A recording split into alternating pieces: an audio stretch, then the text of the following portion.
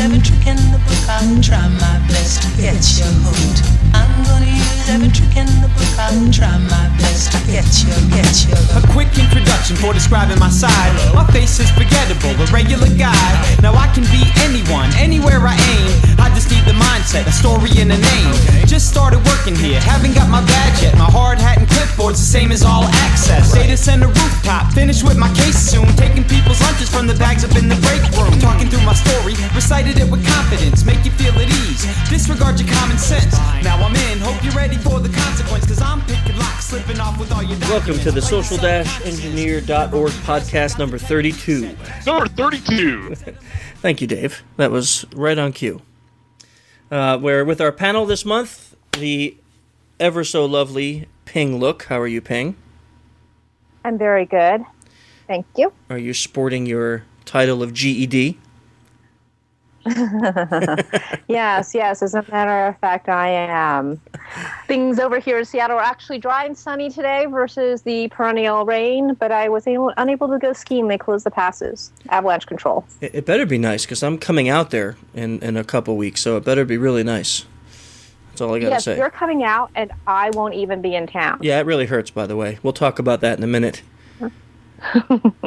Our newest panel member, which we have a lot of positive feedback on, Jordan Harbinger. How you doing, Jordan? Hey, super well. I'm really excited for this one. And again, I'm grateful to be on the show. This is really cool. It's like a teenage dream, Katy Perry style, to be on this show.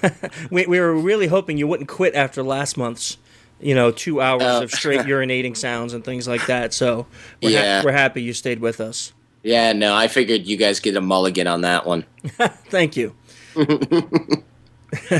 And, of course, our comic relief and soundboard man and the leader of the InfoSec world, according to the cover of the magazine I just got, David Kennedy. Are you serious? Hey, how's it going? Oh, man. He's at his Bluetooth 1.0 headset. Yeah. I don't know what the problem is, right? I've tried the Bluetooth headset. I've tried the hardline one. I've tried my internal speakers. I don't know what's going on today, but this is what you get. Yeah, he sounds like a robot. I mean, So yeah, it's R2D2 on the podcast. Is it really that bad? Oh, it is. And Yeah. Maybe it's just Robot Dave. What it is he's actually not here. It's just Robot Dave. That's He died on possible. the operating table already. That's Wrote a program.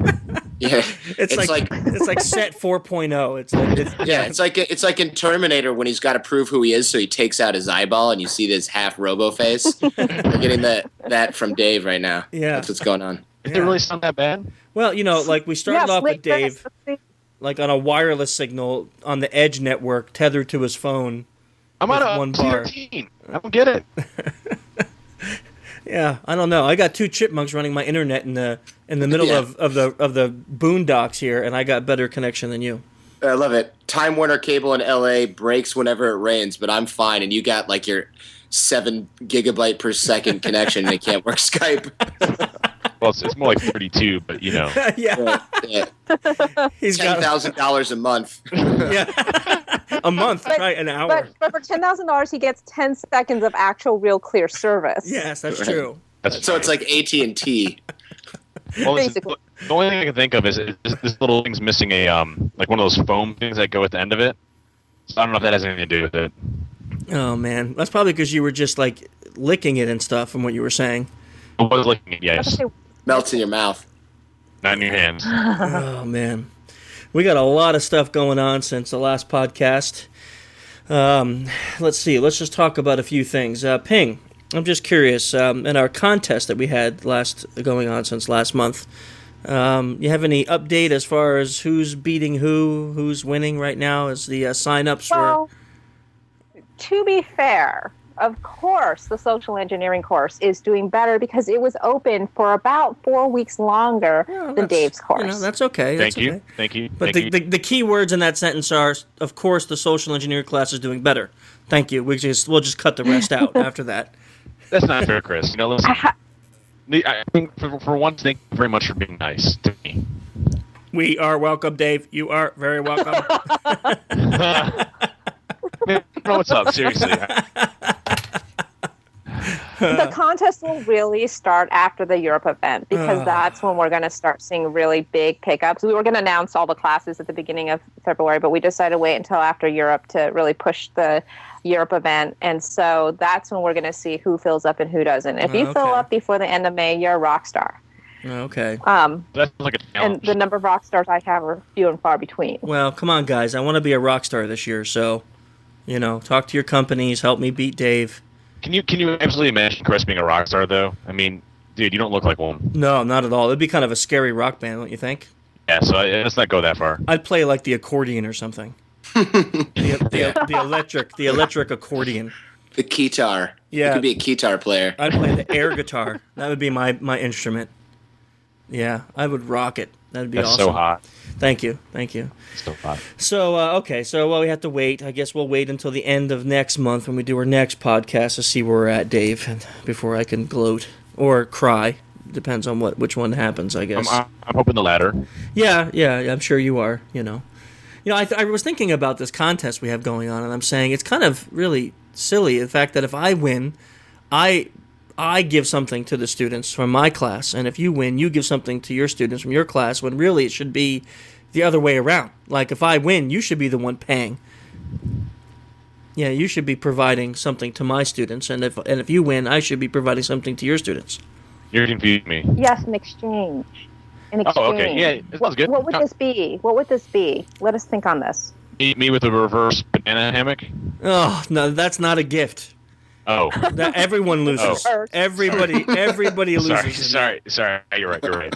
Everybody loses. There is no winning. Ugh. I just puked in my mouth a little bit. A shame. Yeah. Ugh. Okay, let's keep going on. So Glad that came through nice and clear. That's good. Yeah. That's the only thing in the whole podcast that came clear. Oh, Dave, you must be silent. Let's move on to Jordan. Yes. What's going on over in your neck of the woods? How's life, Jordan? We're doing really well. The Art of Charm, as you guys probably all know, we teach men how to meet and attract women, and also how to get people, develop rapport with people, connect with people in general.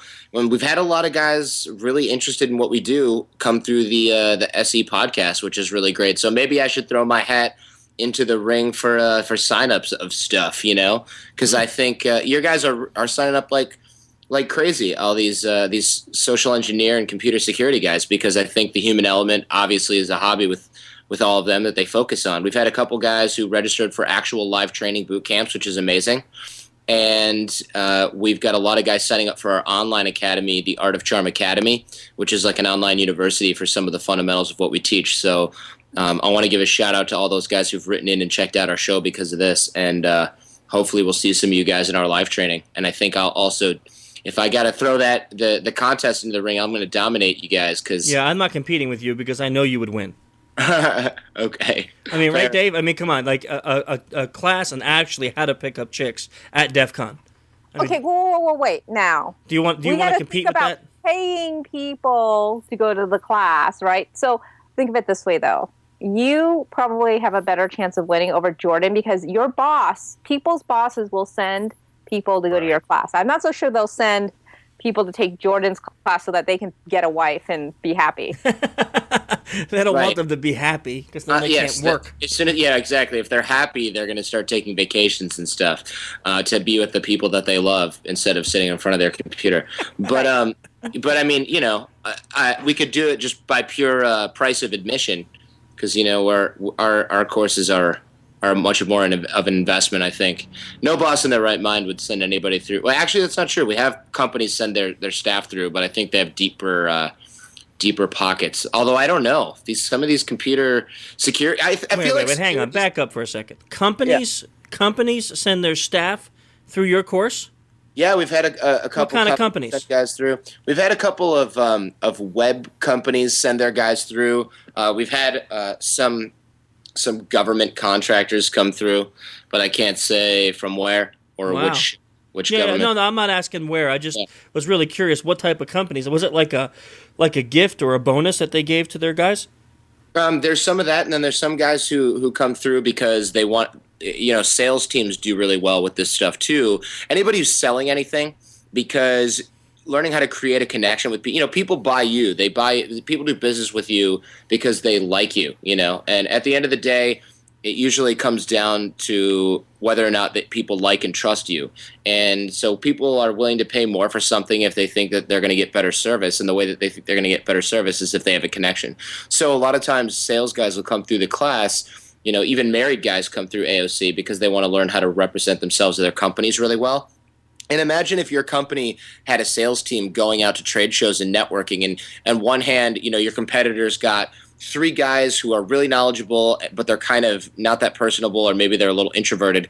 And then you've got like another company, their salesmen are okay, maybe their product's okay, but everyone loves them. They're going to do business with them because they want to be around, you know, the guys that they think are cool, that they like, that they appreciate. I agree with that philosophy. So it's a moneymaker. Interesting. But in the last time we talked, you said that normally you don't take females into your course. So would Correct. a woman be able to go into this course and apply it the same way, or do the same sexual divisions still exist? The same sexual divisions tend to exist. I mean, here's the thing. A woman could definitely apply a lot of what we teach here at the Art of Charm. It's just that since our programs are residential in nature, we don't really teach women because, one, we don't focus on those types of attraction techniques for women. Because we teach everything through the lens of meeting and attracting people. And the most interesting way to teach is by teaching guys how to meet and attract women, even if the principles are generally applicable across the board.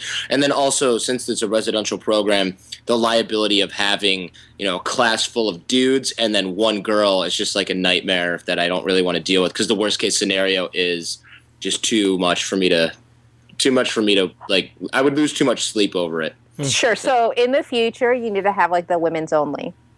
You got to build that into your business plan. Yeah, we've definitely had female boot camps, and we do phone coaching for women, but we don't have the residential aspect for women. One of the major points also is when guys come in for the program here at AOC, at the Art of Charm, we create a really safe environment for guys to share. I mean, guys come in here and they tell some of their deepest insecurities so that we can fix them. And guys are a lot more hesitant to talk about maybe a failed marriage or how they never were outgoing as a child because they were bullied or something. They don't want to do that when there's a girl in the room sitting there that maybe there's an attraction there. Like guys they clam up. You know, even guys who are confident will clam up around women. So guys who are struggling in that area are certainly not going to be as open if there's half the room is female. Yeah, so, unless you have your own podcast and then you have a girl on there and you tell the whole world that you're afraid of hot chicks cutting your hair. Yeah, that pretty much resonated pretty well with everybody. Yeah. So I guess that rule doesn't apply to morons. That most likely will never die, by the way. Yeah, actually, it hasn't died because I still get it from your buddy over at your other podcast that you cheat on us with, the ISD podcast. But you could just think of me as a guy with a female voice. That's funny. I don't get it. Yeah, me either. I'm certainly not going to do that. Yeah, I'm definitely not doing. Talking of which, I don't want to leave the ISD podcast like that because those guys rock over there. I'm just teasing Dave for cheating on us, but I do love those guys.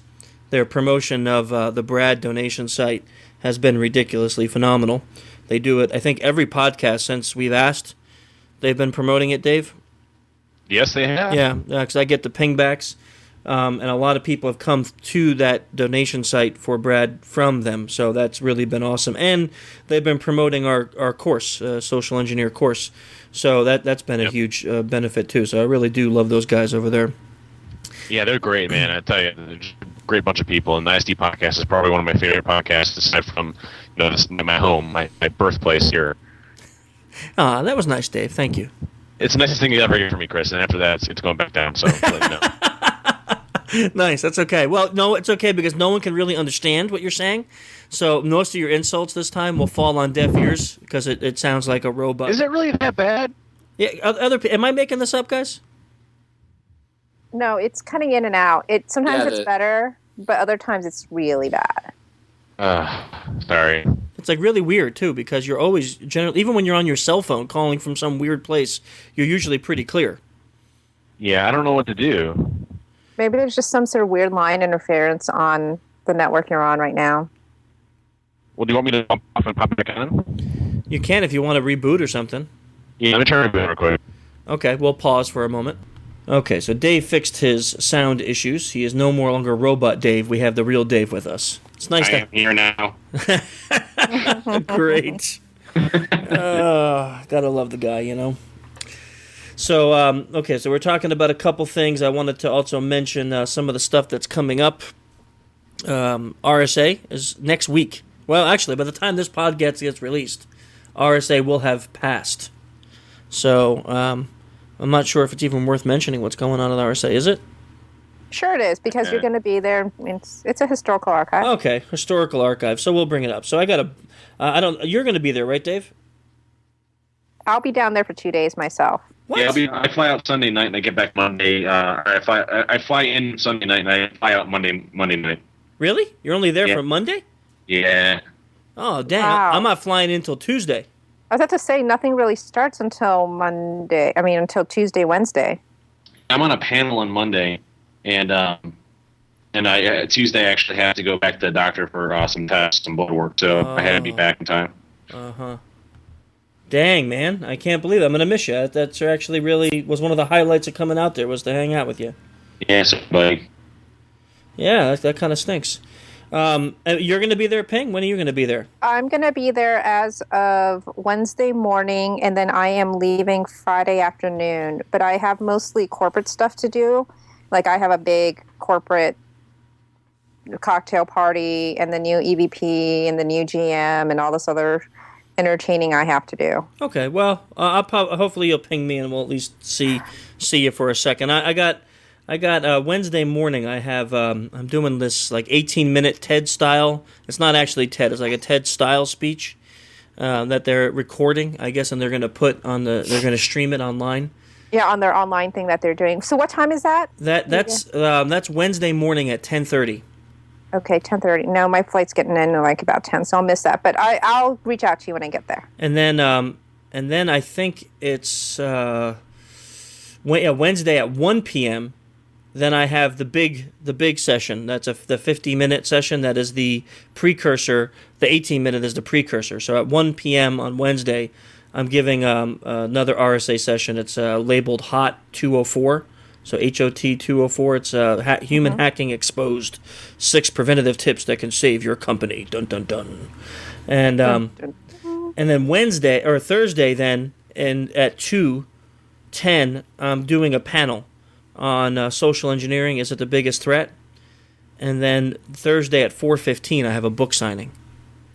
So it's you're busy. Yeah, and then Friday, I'm really busy, dude. It's like crazy. I went from I'm just gonna go see RSA to like doing 4 things, and then Friday I'm gonna hook up with Dr.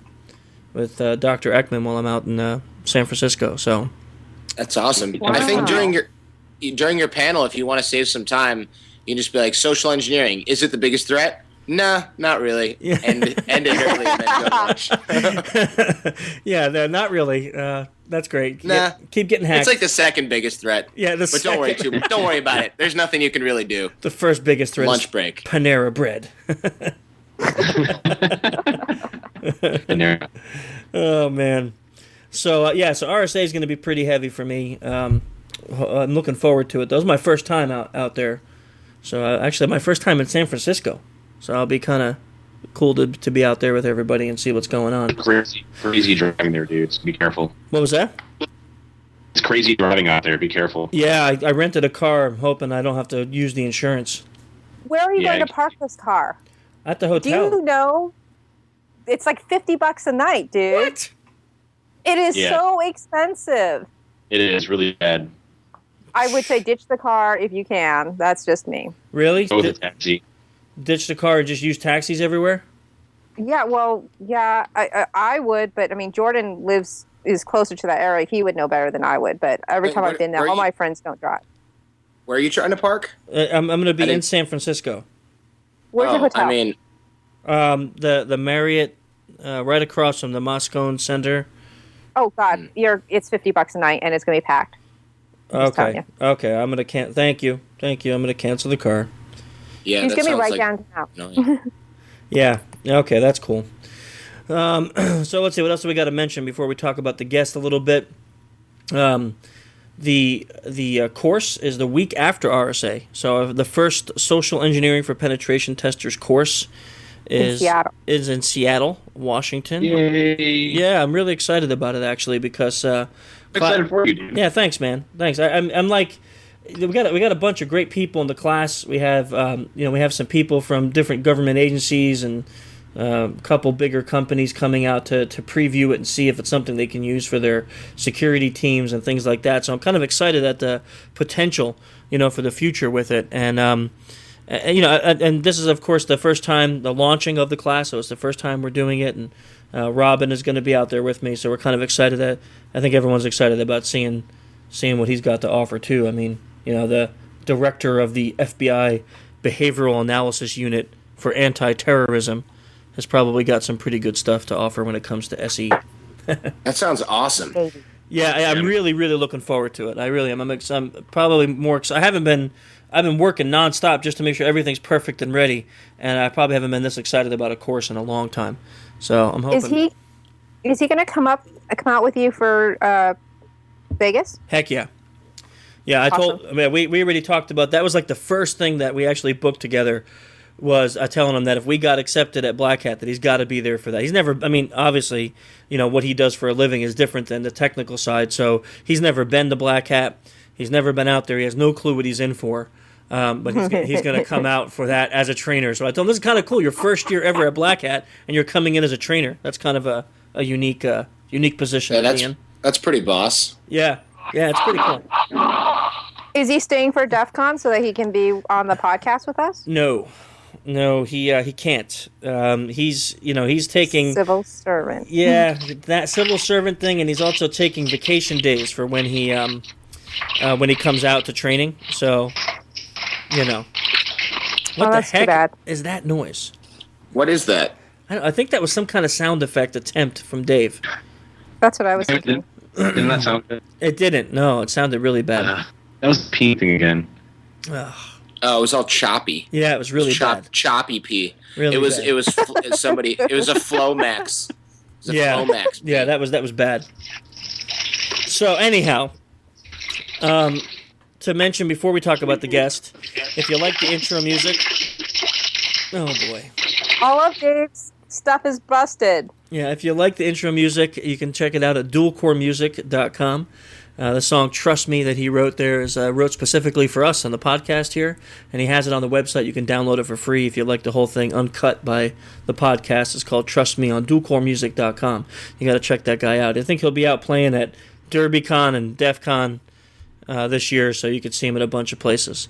And of course, our other sponsor, Spy Associates, spyassociates.com, always sending us out some pretty cool gear we get to play with and test. I got some stuff I'm bringing out to the class that we're going to demo and show in the class as part of our SE class, so that should be pretty cool.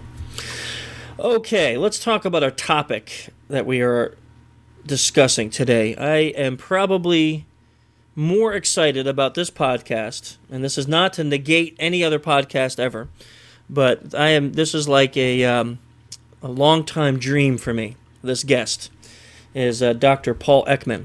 He's in my opinion at least, the grandfather of the science behind microexpressions. That he has studied this from almost his whole life as a psychologist and a scientist, written many, many books on the topic, and eventually has been used to consult in TV shows like Lie to Me. Pixar uses him to consult on microexpressions. TSA, government agencies, other areas use him for training, and he has his own training tools that we'll be using in our course. So Paul's going to be joining us on the podcast, and we're going to be talking about what microexpressions are, how they're used, the history of his science, and we're just going to get him on the podcast now. Okay, so we have our guest on with us, Dr. Paul Ekman. Nice to have you with us today, Paul. How you doing? I'm doing just fine, thanks.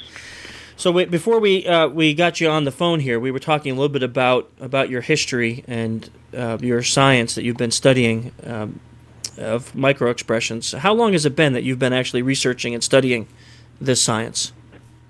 Well, actually, believe it or not, I published my first article on this in 1957. Wow.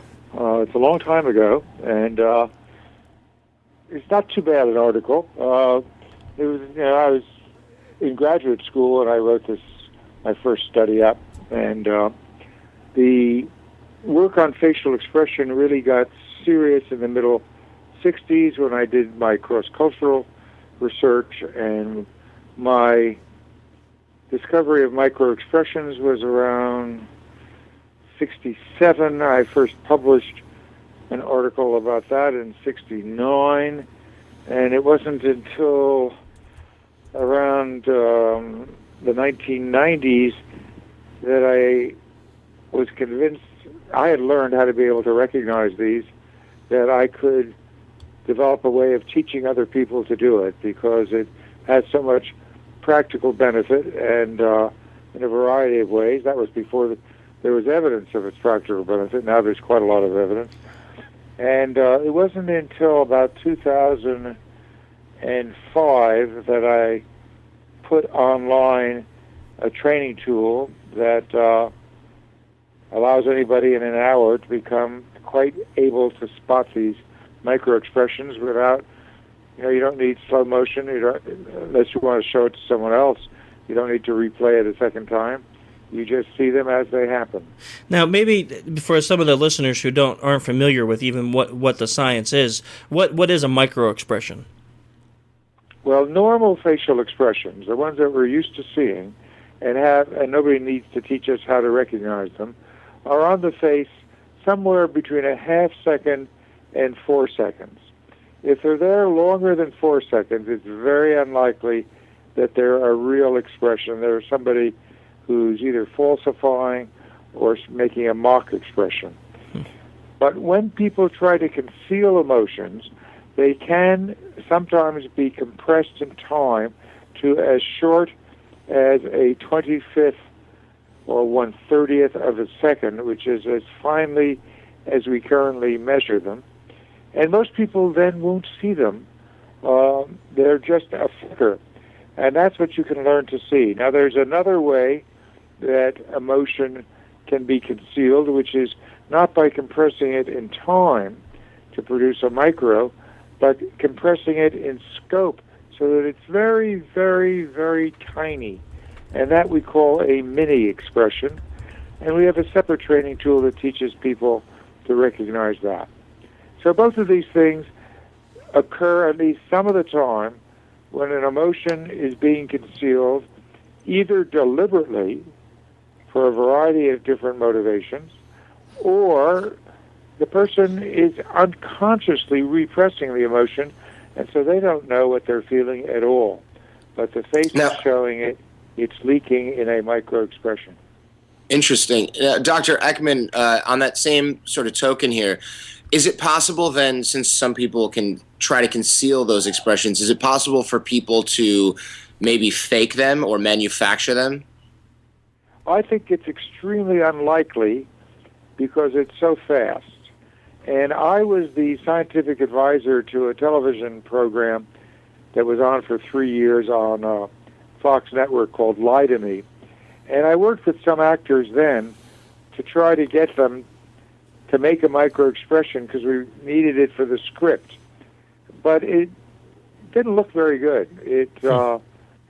That doesn't mean that no one could do it, or it's conceivable that I could teach someone, if you gave me enough time, how to do it. And I proposed to our Defense Department that they might want to know whether people from unfriendly countries could be trained how to do this, but they didn't want to, and that's all right. I suspect there are going to be very, very few people, if any, who can learn to falsely make it.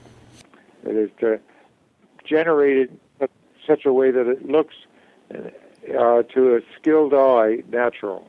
Because a microexpression is a muscular response to an emotional trigger. If the person was to change the emotion, could they then trigger? Well, that's of course one technique. Okay. Is to change the emotion, but you have to be aware of the emotion in the first part. Right. And that takes some skill, and then you have to be able to override the spontaneous emotion with a voluntary. Now, we did other research was published in the middle 80s that actually made the front page of the New York Times. It's the only time I've ever made the front page of the New York Times, in which we showed that if you voluntarily make an emotional expression and you make the movements of the face that we have found are universal, then you produce the changes in your physiology. You actually can turn an emotion on. But what I don't know, is if an emotion is already occurring spontaneously, can you switch it by this means? That's another study I wanted to carry out, but nobody wanted to support that research. I suspect that it's not going to work, that the spontaneously aroused emotion will always dominate any voluntary attempt to switch or generate another emotion. That would make sense. There's no research on this. Yeah, that would make sense. Sorry, go ahead, Pam. Dr. Ekman, if it was a sociopath, would they be able to fake it? If it was a what? A sociopath. If this person was a sociopath, would they be able to fake the microexpressions? Oh, no, actually, I haven't done a lot of research, but I did one collaborative study with Robert Hare, who's really the world's expert on that, and it did suggest that they're not any better than anyone else. It's just that they're so charming, and that just seems to be part of their personality. It's really not emotion specific. It's more their general personality. The way I know that I'm dealing with a sociopath is that if after the first 30 minutes I want to invite them home for dinner, then it's likely it's a sociopath. So if with everyday people, now, you think it's possible that everyday people can be trained to use microexpressions or to be able to read them at least? We know that it's possible for them to be able to learn to see it. More than 100,000 people have learned online. And these vary people in many different countries and in many different professions. And the evidence that other investigators have obtained using my microexpression training tool is that it, for salesmen, it makes them perform better and it makes their coworkers like them better. It also makes people better able to detect lies. There's evidence on that. And much to my surprise, but once I started thinking about it, I wasn't so surprised. Schizophrenics who are quite unable to recognize emotion, using the microexpression training tool in less than an hour, they become as skilled as normal people. Wow. And that was published by an English scientist a few years ago. So I think, right.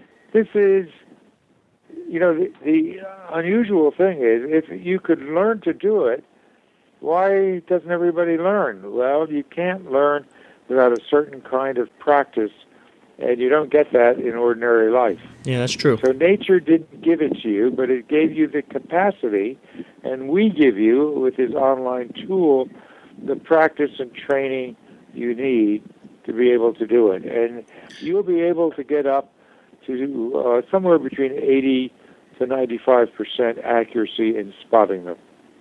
Wow. Now, the warning I always give people is that once you learn to recognize them, you can't turn it off. And you may not always like what you see. That is so the truth, Dr. Ekman, because after taking your training and working with you over the last couple years on the training, I find that to be the case.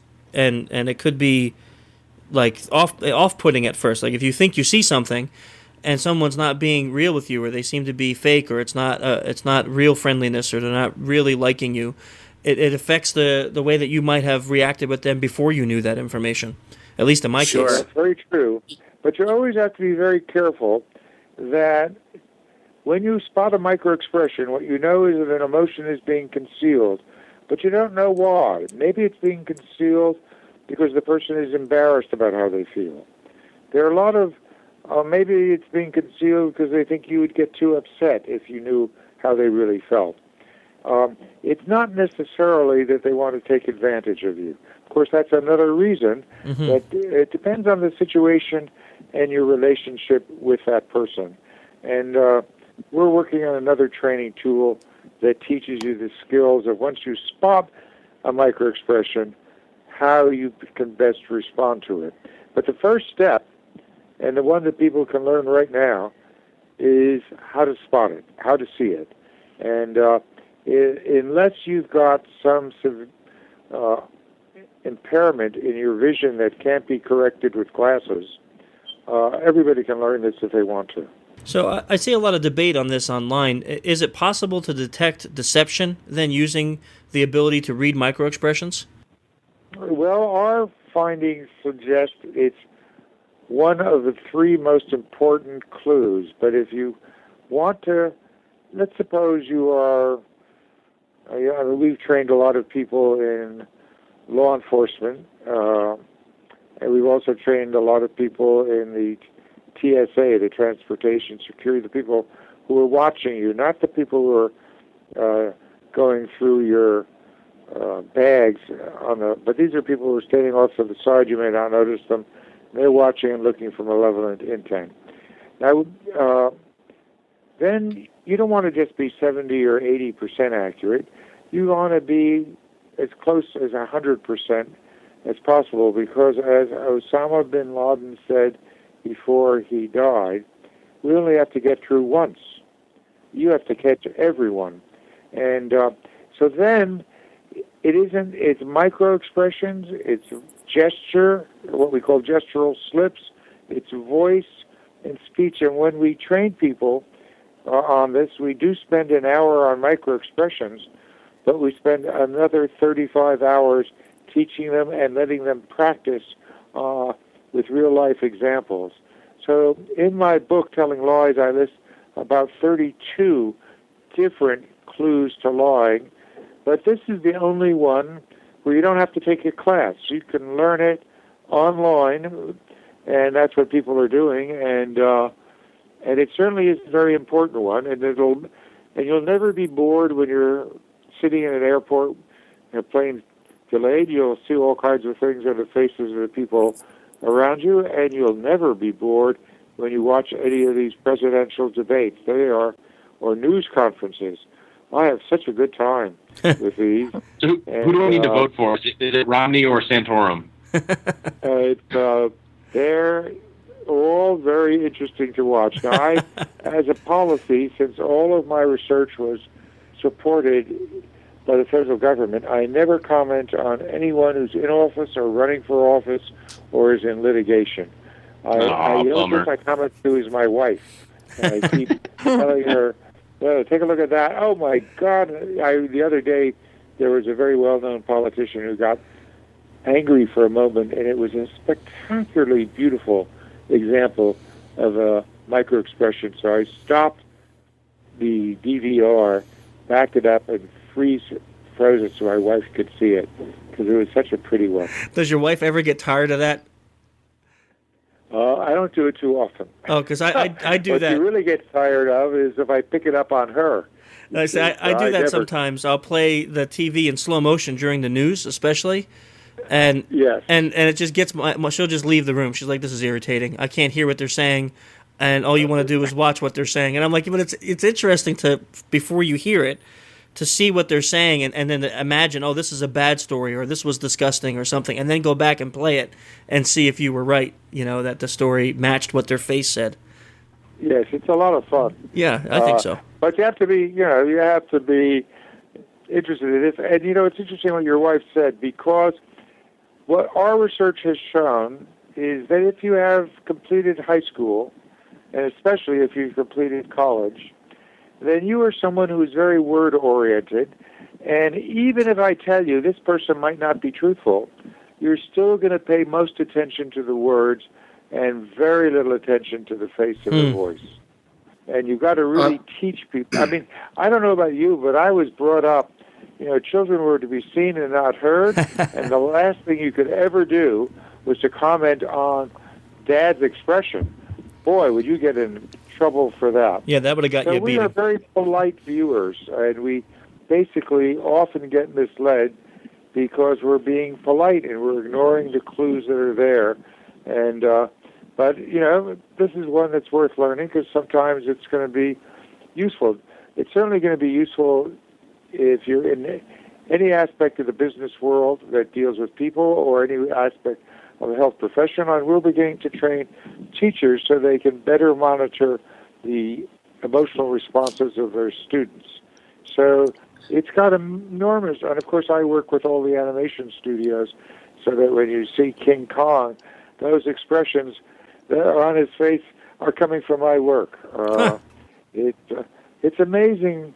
Well, of course, the face is the single most important source of information we have about a person. We can tell who they are, usually what their sex is, what their age is.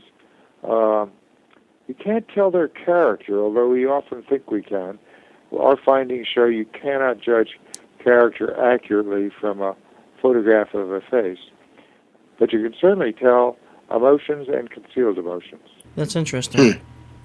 Dr. Ekman, you mentioned in some of your research that you examined 20,000 different subjects and you found that 50 or so of the people were naturally good at reading emotions without any formal training. I was wondering if the majority of those people were women, as women are usually better at reading faces. No.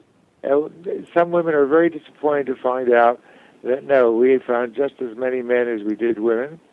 And we called them the wizards of deception detection. And unfortunately, the woman who was working with me on that just recently died, and so the work is not completed. We were trying to find out by long interviews why these people develop this ability. But, right. You might say, why does a particular person, if you were to test 20,000 people, you probably wouldn't find more than 40 that had the capacity to become an Olympic athlete in any particular sport. There are, how many people are going to become concert pianists? There are a lot of talents that are very rare, and if you ask people, why do you have this talent, that's sort of a crazy question. They have it, and most of us don't. But this is one that anyone can learn. What occupations were those people spread over? Did they have a particular vocation, perhaps, or were they just like random? It wasn't related to occupation. It wasn't related to occupation. It wasn't related to their sex. It wasn't related to age, although the ones we looked at were all in the 25 to 50-year-old range. I don't know about younger or older. There was a little higher incidence of difficult upbringing, but I don't know that would end up being statistically significant. Their spouses, who we often tested, were no good.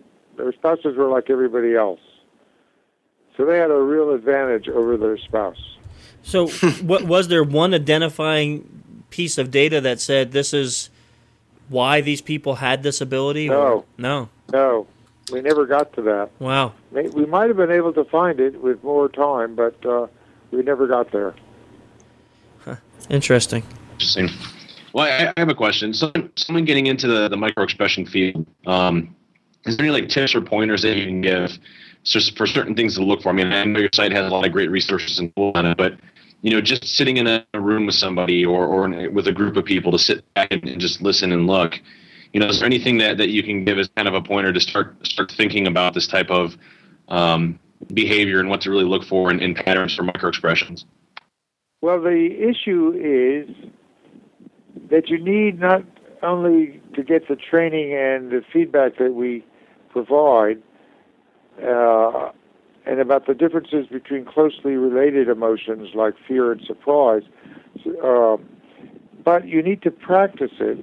We provide people with the ability for quite a lot of practice, or otherwise you'll be distracted. It's got to be so well practiced that you see it without having to think about looking for it.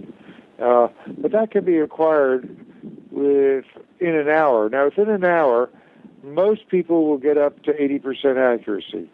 you have to put in another 2 hours to get over 90% accuracy. But that's possible too. Usually the people in law enforcement want to get that high. Wow, so you're saying within a 3-hour time frame, you can essentially be a pro microexpressions. That's right. And I can attest. Really, I'm going to sound like an infomercial, but I can attest. I've taken I've taken all of the training that Dr. Ekman and his group offers, and it works amazingly well.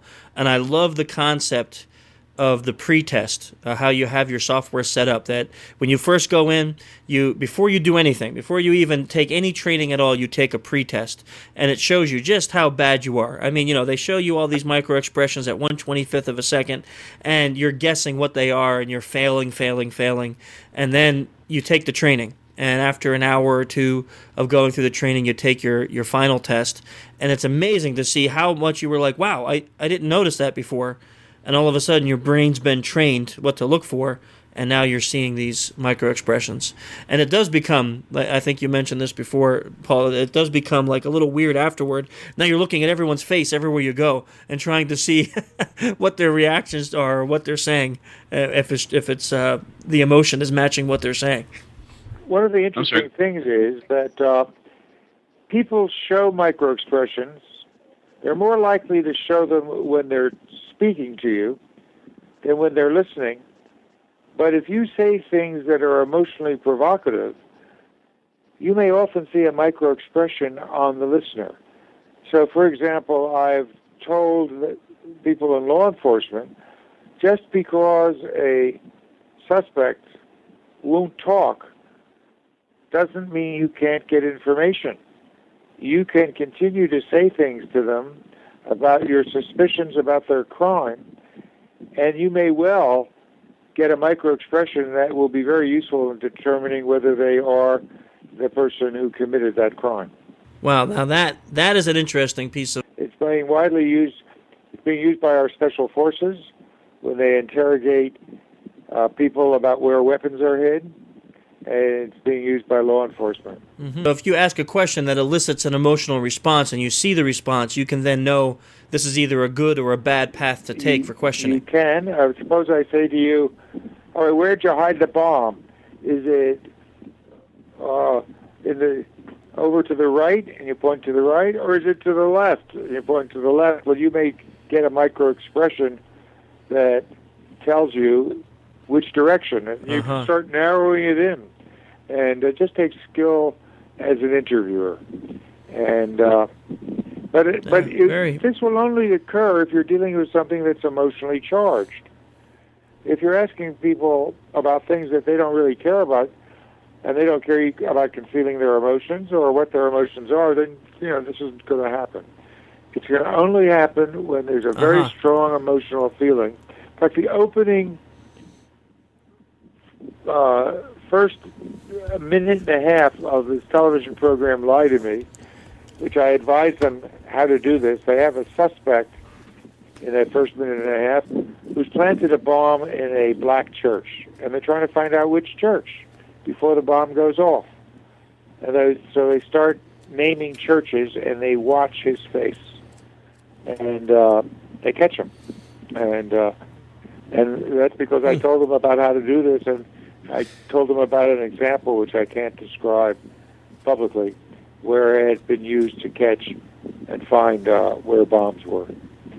And the person never said a word. It's just that you could tell that they got upset when you mentioned the actual location, and they were pleased when you mentioned places that it wasn't in. In your book, Emotions Revealed, you talked about your research that you did in Papua New Guinea. Was what you just said, is that also apply cross-culturally? Like, do you have to worry about someone's cultural background when you're interrogating in this way in order to elicit a response? Culture is going to influence how the person feels, but if whatever feeling registers is shown in a universal way. So what we did establish in the research in New Guinea, and by working in a isolated Stone Age culture that couldn't have been influenced by the outside world, was that the expressions are the same worldwide. Now, what makes a person in Papua New Guinea angry isn't necessarily all the same things that get me angry. So culture will influence what triggers the emotion, but not how the emotion is manifest. So you'll see micro-expressions in any culture, and you'll be able to interpret the emotion. But the motivation or trigger, that may well vary with culture. So just to kind of define that a little bit further, if I can. So what you're talking about is what, of course, what you said. What makes someone over in Papua New Guinea angry will be completely different. But the muscular response, so the eyebrows furrowing in, the lips tightening, the eye glaze, all of that will be the same, regardless of the culture. The last part of what you said was right. The first part was partly right. Sometimes it'll be different, but I'll tell you, if you know how to insult someone, if you said, you are the son of a dog, a dirty dog, I mean, you're just totally impossible, revolting person, you're likely, if you were really insulted, insults work worldwide. They trigger anger. Right. Threats work, but what's threatening, if I say I'm going to cut off your bank account and you're in a Stone Age culture, you don't know what the hell a bank account is. But I could say, you're not going to get any more food. We're going to cut your ability to share the community's food. Then I'll get a fear response or an anger response. So there are some universals, but many of the triggers are socially learned and vary with culture. Not all, but many. Wow. Yeah, that to me is very interesting because, obviously when you're dealing with people from all over the world, in any business at all, trying to learn, I was, for a while, did some work in China, and the business negotiations in China are much different than they are, let's say, here in America, the way that you negotiate. But now saying this part, that the emotional responses, the micro-expressions will be the same across culture, that adds a whole nother level of, I don't know the word to use, like maybe ability and being able to now communicate with people. If you live in a big city in America, you're going to be dealing with people from many different cultural backgrounds. We have old immigrants and new immigrants. This is a country of immigrants. If you go to northern Norway, you're going to see almost everybody there is the offspring of people who've been living there for hundreds and hundreds of years. Well, there isn't anybody in this country who's been living here for hundreds and hundreds of years except for Native Americans. The majority of the population is immigrants from different parts of the world, and of course it's continuing today. So it's you don't have to travel elsewhere to deal with people from other cultures. You can do it right in New York, Chicago, Detroit, any big city. Many years ago, there was a student at Stanford who did a dissertation that showed that your own emotional reactions influenced how you saw emotion in others. If the emotion in others was either very slight or ambiguous. So in this recent study, they show people a very fast expression, 30 milliseconds, so fast that they don't see it, but it registers in their brain. And they show them either a happy or a sad expression, and then they're looking for what its influence is on surprise. Now, surprise it's very clear cut when someone is surprised, but they're not surprised for long. They're either then become afraid or angry or sad or happy. It's a way station emotion. It's not an endpoint emotion.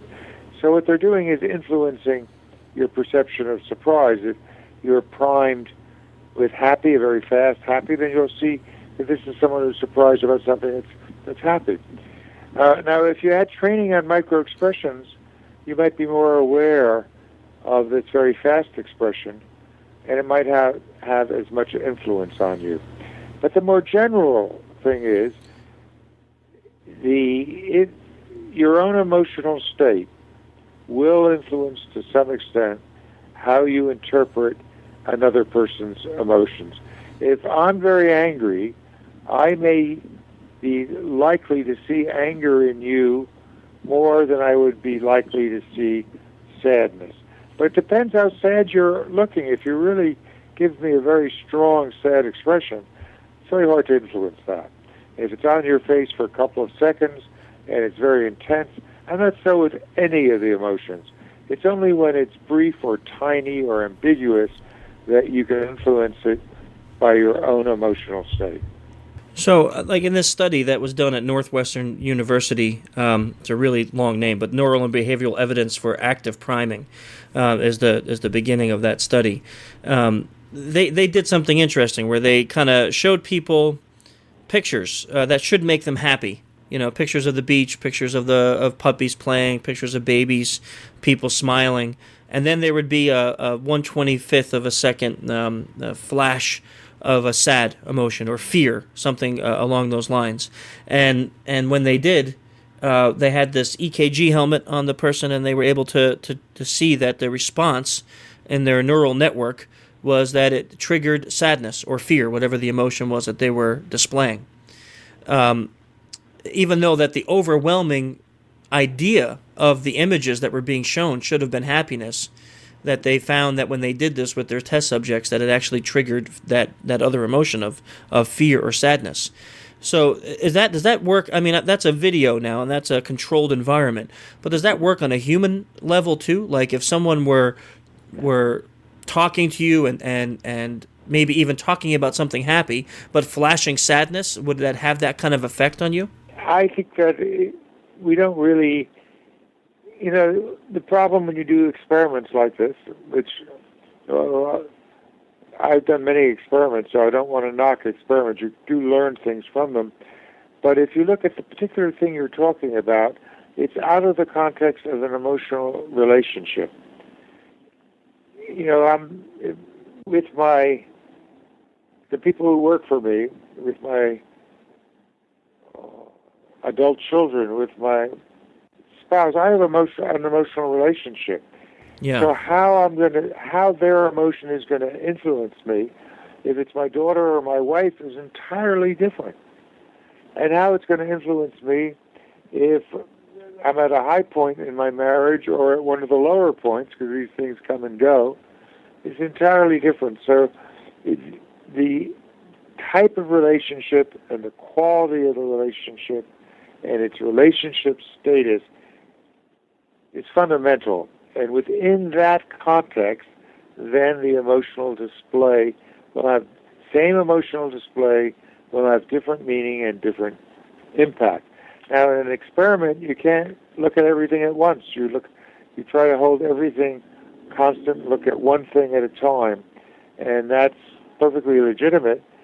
And it does raise the question that you're asking about, but we need to do the next experiment, which is we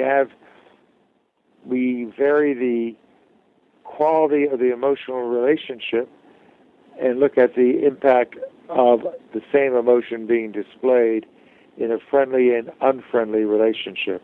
I think you'll find very different impacts. So, that's an interesting point. I wasn't really thinking on that level, but that does make a lot of sense, of course. What would a macro expression, though? I mean, like if someone were to display an emotion for a longer period of time in a conversation, have the same neural effect, do you think, on the person viewing it? Well, you're going to get this. The processing in the brain is going to be primarily in the same circuitry, but how you interpret it. If I, see that you're looking sad, well, if you're my competitor, I may be overjoyed about the fact that you look sad. True. Well, if you're my close friend, I may be very saddened empathetically that you're looking sad. You can't generalize across relationship type and quality. Right. Those determine how we interpret. We still know how you feel, whether it's macro or micro. We know how you feel, but how we interpret how you feel as to what motivated it and what its consequence is for you and for us, the perceiver, that depends on the relationship quality. Yeah, so I guess then let me turn this into a security context, because this is really what we do for a living, and I'm kind of looking at this from a security aspect in studying the malicious aspect of social engineering, where people will try to influence someone to give them access to something they shouldn't have, whether that's a building or things like that. I'm thinking of a one-on-one interaction. Someone who's a smooth talker comes up to the front desk and is talking to the secretary and is able to use their facial expressions to influence an emotional response out of the person that they're interacting with. If that's realistic or not. Well, of course that's realistic, and if they can get that gatekeeper to start feeling good and feeling that they're being appreciated and they may be willing to sort of overlook the possibility that this person hasn't been thoroughly checked out. This happens. I mean, this is how people who do undercover work get trained, or right. people who do counterintelligence work get trained. It's because it does happen, and if you're not sensitive to this possibility, then you're likely to be vulnerable, particularly if you feel unappreciated in the organization you work for. And not everybody feels appreciated by their organization, that their talents are recognized in terms of their job title and their salary. And at every level, from being a very senior executive to being a secretary, the main targets for those who are out to exploit are those they can identify are feeling unappreciated. If you just didn't get the promotion you were hoping for, I've got a really good chance I can work my way past the normal barriers that you might have usually put up and get trusted before I should be. Yeah, that's interesting, because it definitely, from a malicious standpoint, phishing attacks, that's where someone sends an email that has a malicious purpose behind it, like click a link and you get hacked or something like that. They prey on that. They look for people, let's say, who are with a big company that have a resume on a job site. That tells you that they're looking for another job while they're still employed with this other company, and they'll send them a job offer, yes, something well, that's exactly the right way to go if you want to take advantage of people. Right, and our job in the scope of things is to help companies be able to learn about those methods, be able to hopefully educate their employees about those methods so they can remain a little more secure than what they are today. But what I'm seeing an increase in, besides just phishing emails and things like that, but is actual physical interaction, whether it's phone calls or in person. Right. An attack vector that's used is someone gets on site and they drop USB keys or DVDs that have malicious files on them. And the way they're gaining access is by being able to interact with someone and gain that trust pretty quickly, so they're able to get on site. And I can only imagine that they must be doing something that doesn't trigger an emotional response that they're deceitful or that they're dishonest. I can tell you one of the things that makes people very vulnerable. This is one of my many unpublished findings. You just don't get a chance to publish everything you find because it takes too long. And besides which, you often want to not waste your time getting what you have found published. You want to find something else out that you don't already know. And it's always a temptation. So here's the finding that's relevant to what you're talking about. People generally believe that they can determine by looking at someone, even just a photograph like the kind that appears on a passport, that they can tell whether that's a trustworthy or untrustworthy person. And our findings, there's pretty high agreement as to who looks trustworthy and who doesn't. And our findings show that those beliefs are completely unrelated to whether people are actually trustworthy. So it means you're vulnerable. And if you are I'll bet you the people who get sent in to do this kind of stuff have the stereotypical trustworthy faces, which tend to be symmetrical. The eyes are not narrow, but normal or a little wider than narrow. The eyebrows are a little bit higher than normal. The lips are not, I mean, I can tell you all the things you want in a face so that people will trust that face when they indeed shouldn't. Because just how you physically appear doesn't tell us whether you're truly trustworthy. But people, we all, if we're not alerted to this, we get sucked in by it. That if you look at some of the pictures or the photographs of people who have become like famous scam artists or things like that, they did have a face that, like you said, that most people might say, oh, that guy looks like you could trust him or you really would like him right off the bat. So what would you educate people then to look for? Well, just the kind of things I was mentioning, and the best way to educate people is to give them the experience. So, I mean, if I was teaching a class on this, I would show them photographs of a variety of people, like ones that we have, and have them make the judgments as to who's trustworthy, and then show that there was really very high agreement among everybody sitting in the room looking. And then I would reveal to them that it's totally unrelated to whether or not these people subsequently try to take advantage, and that you've got to guard against the tendency to believe that you can tell who can be trusted. Incidentally, people in high office, we have, I think in my book Telling Lies I talk about this, how even Churchill and Roosevelt were misled because they believed they could really judge people's character. And it's a very hard thing to judge character. You need not just you yourself need to be a bit detached, and you have to be highly aware of your preconceptions, and you need to be alert to the possibility that you might get manipulated by either how the person appears or how they act towards you, or what you most hope they will do.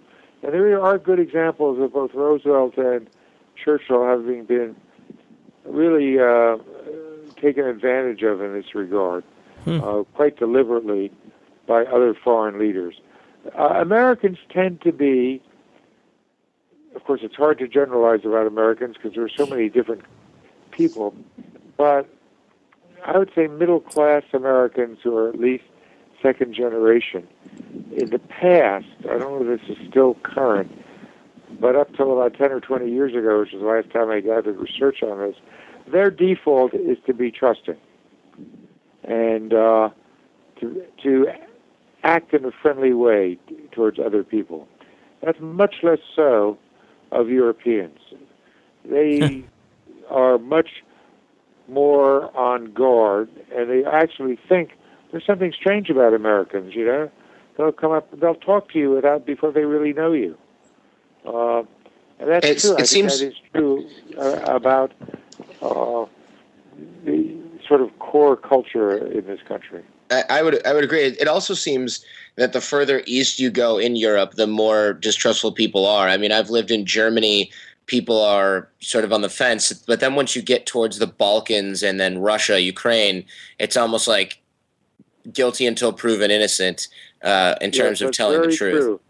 True. That I've worked in the Soviet Union when it was the Soviet Union, and that was certainly true of that country. And that was realistic, you know. Now, on the other hand, once somebody becomes a friend, they can do no harm. So their commitment to friendship and to family was extremely strong and often formed early in life. And much stronger than you find. But, you know, if you look at Northern versus Southern Europe, you'll find differences too. For sure. Yeah, it definitely has to do with sort of a cultural basis there as well. Now, you've stated in other research that people are generally unconcerned with detecting deception. Why is that? It's a nicer way to live. We know that people who are trusting live longer, generally report a happier life. Their immune system is in better shape.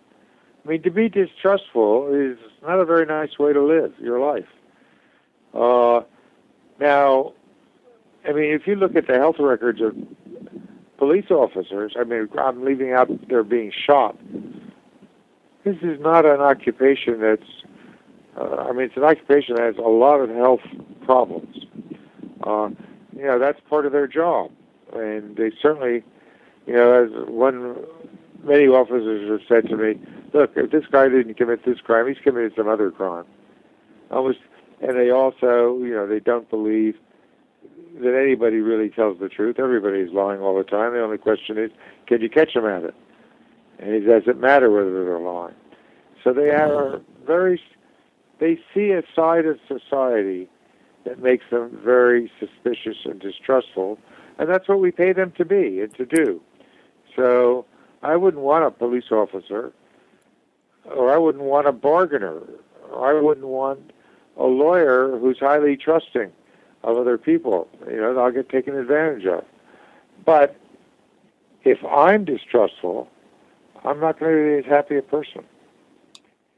So you can see there's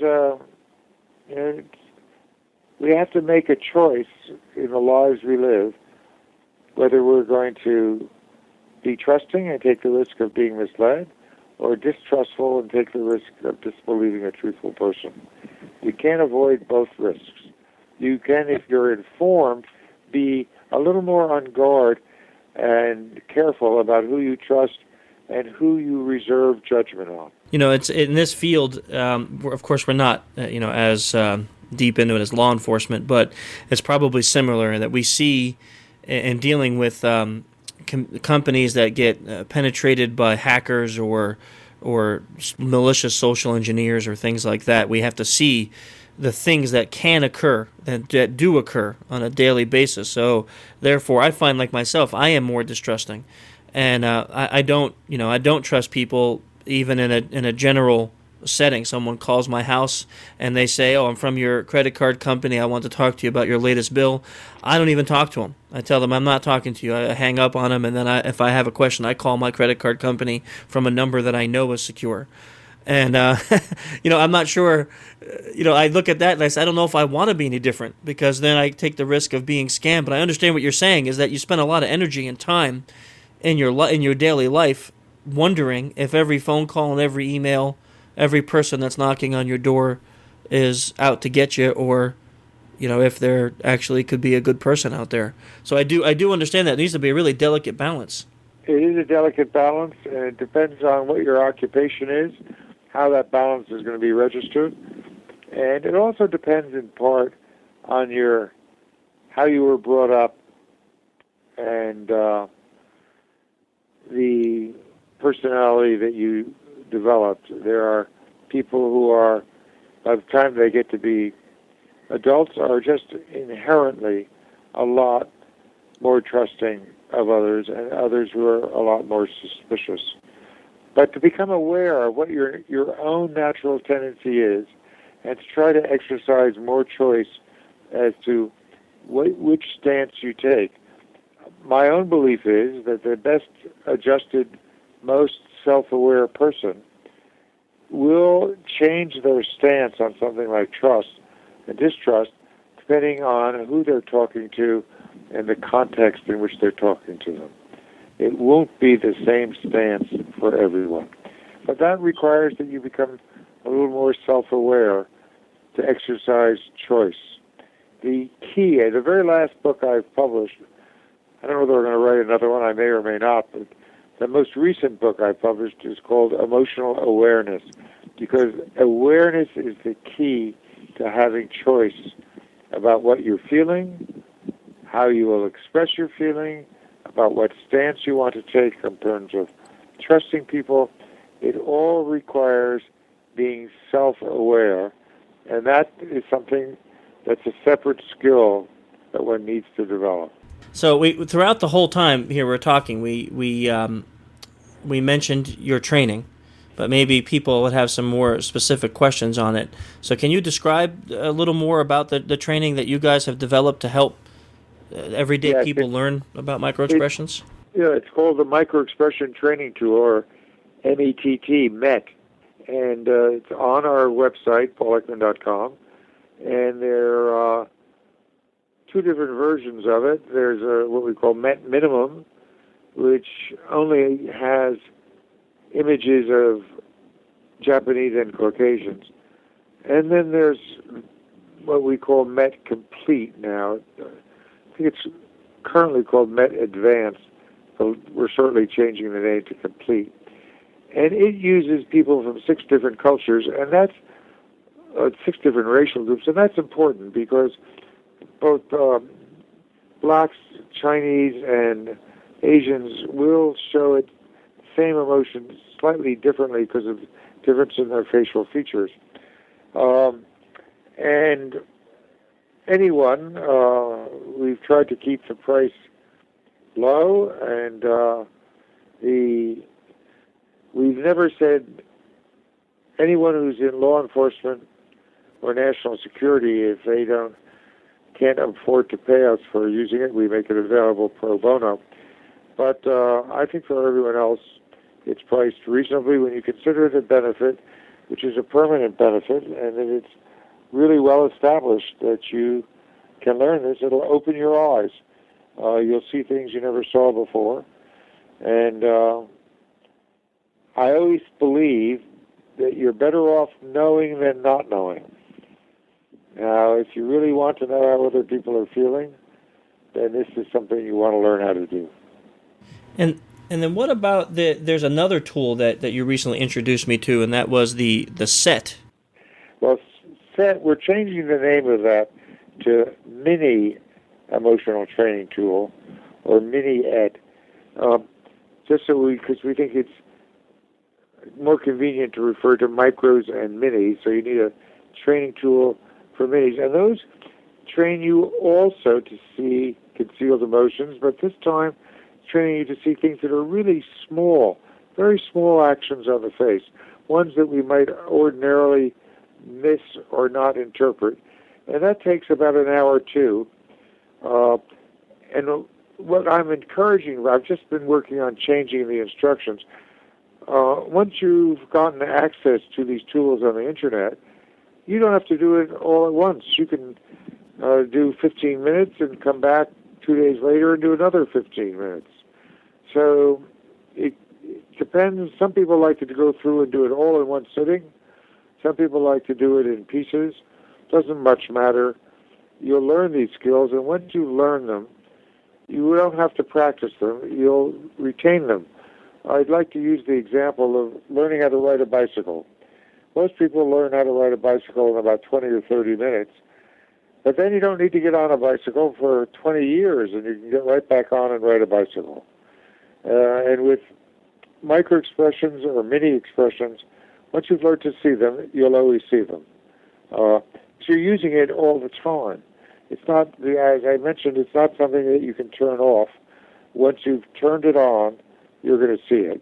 And most of the time, it's going to be interesting, and sometimes you'll see things that you'll say, I know too much, I wish I hadn't seen that. Or now that I know that that person is concealing their disgust with, I'm not sure what to do about it. Well, that's the next tool that will appear will help you learn how to figure out what to do once you've spotted a concealed emotion. And I really do believe in it 100% because I've taken the training myself, and I know I've talked about this with the group here, but not really kind of released it out in the whole world yet. But we're actually incorporating the MET and the SET training into my social engineering course, enabled for the students and able to use that so they can get a heads up. Because I don't think you can duplicate what you guys have done, what you have done over the last 50, 60 plus years of research and then developing these tools into anything that could be duplicated easily. Really, they're amazing, and how quick they work. So I just think that if people don't get the sense that they could check it out, PaulEkman.com. That's EKMAN.com. And they can sign. Well, I'm very glad that you're using it and liking it, and we knew that it worked because the first people we trained on this were police officers, and they are very skeptical people, and they became big enthusiasts for this. And so what I didn't know to begin with, that it would work for people in so many different professions, from doctors and nurses to salespeople to people who do animation at Disney. It's helpful for everyone to learn this. And in about another month, we'll have on our website a demo where you don't have to pay anything. You can get a chance to take a look at how it works and decide, boy, I'd like to try this and use it. So we're continuing to work on improving the tools and making them more available and adding new tools that people can acquire. That's excellent. I really, really appreciate it.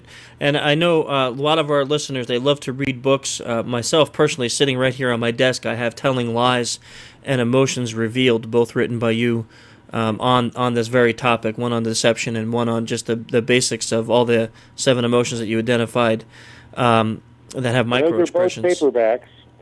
Yeah, excellent. Paperbacks, and you can get them sometimes at bookstores and always on the book-selling websites, and they are written for general public, and so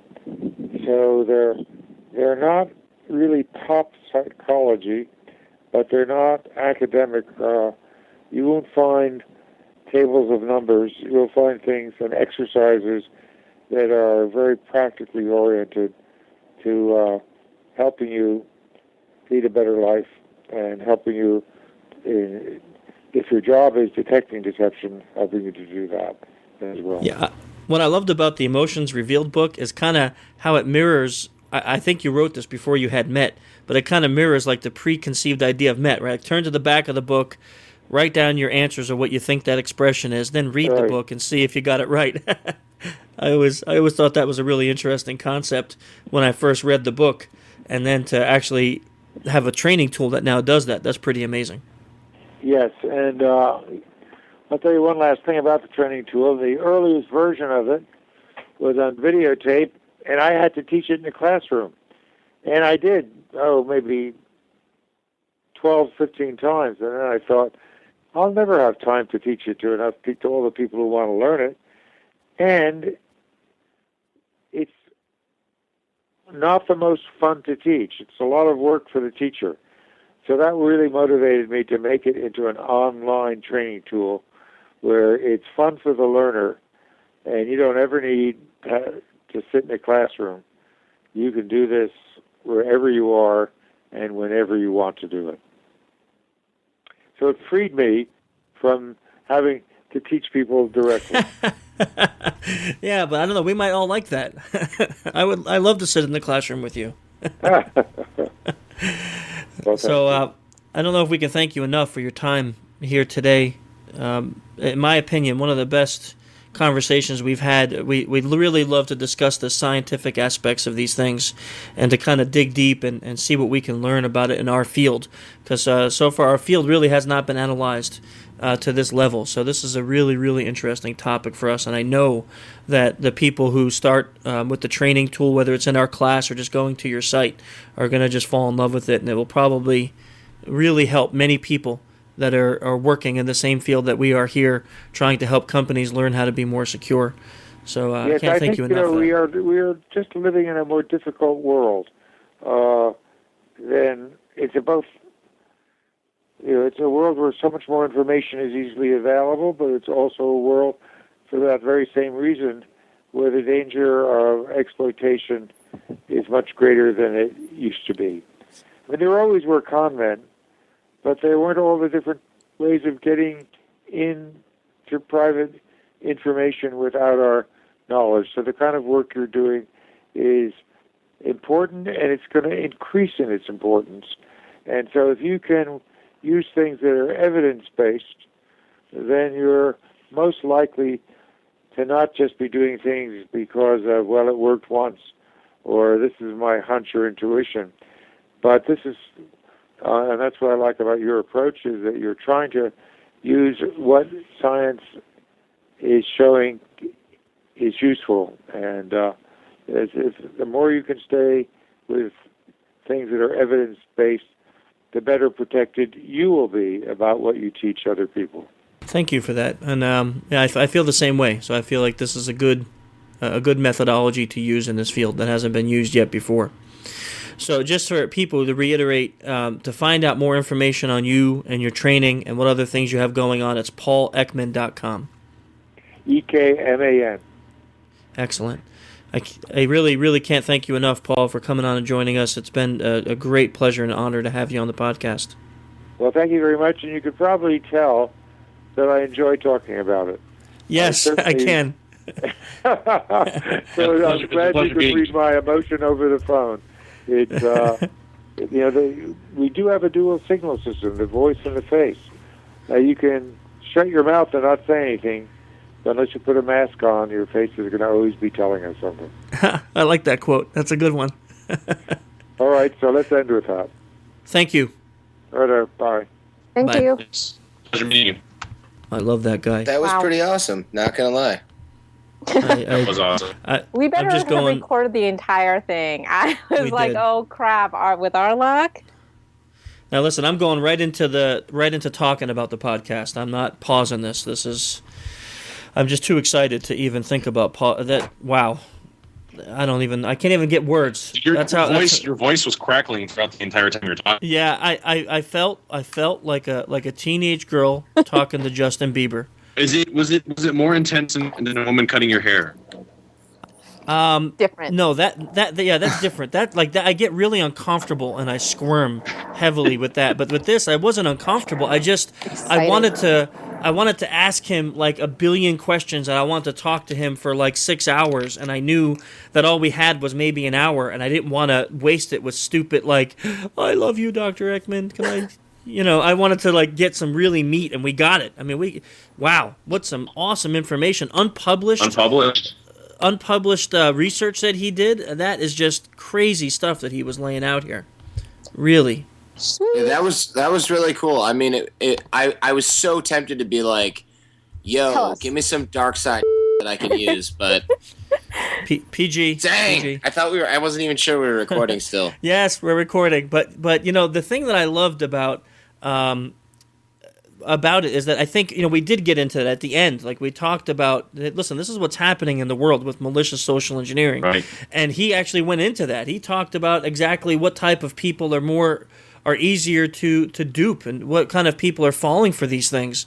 As scary as that is, but look at the reality of that. Holy mackerel! I mean, here's a group of people that he identified that maybe because of their upbringing or just because of where they're from, that they're going to think someone's trusting based on the way their face looks.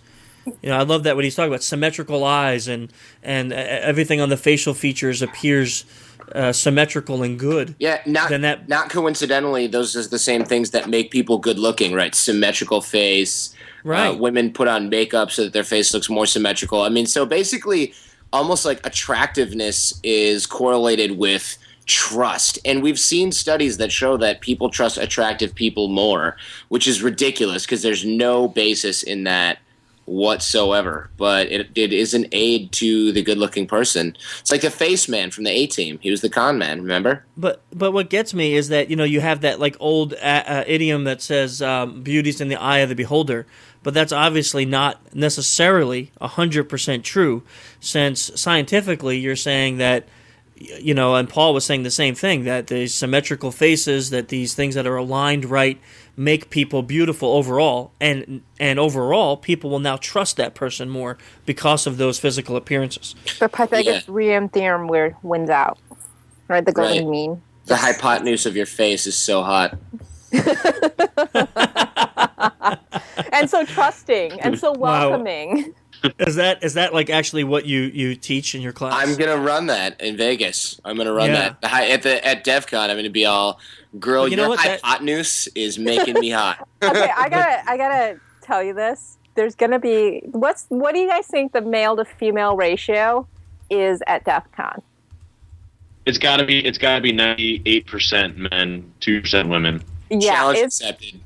it's gonna be so Oh tough. yeah. Um, I mean, and the women that go, I don't know Yeah, if they're let's not get into that category. Yeah, no, but I'm just saying I'm not cutting them down. I'm just saying I'm not sure if they're gonna fall. And I don't mean fall in a bad way, like you're scamming, but I'm just not sure if they're going to really go for the standard stuff that you might teach a guy to use in a bar or in a. I mean, some of these girls, like what they do for a living is sit behind a computer and code exploits. They write nasty shell code. They break into companies, and I mean, look at like someone like Sharon Khan-Heady. She's like probably one of the world's leading female social engineers. She's not going to fall for this garbage.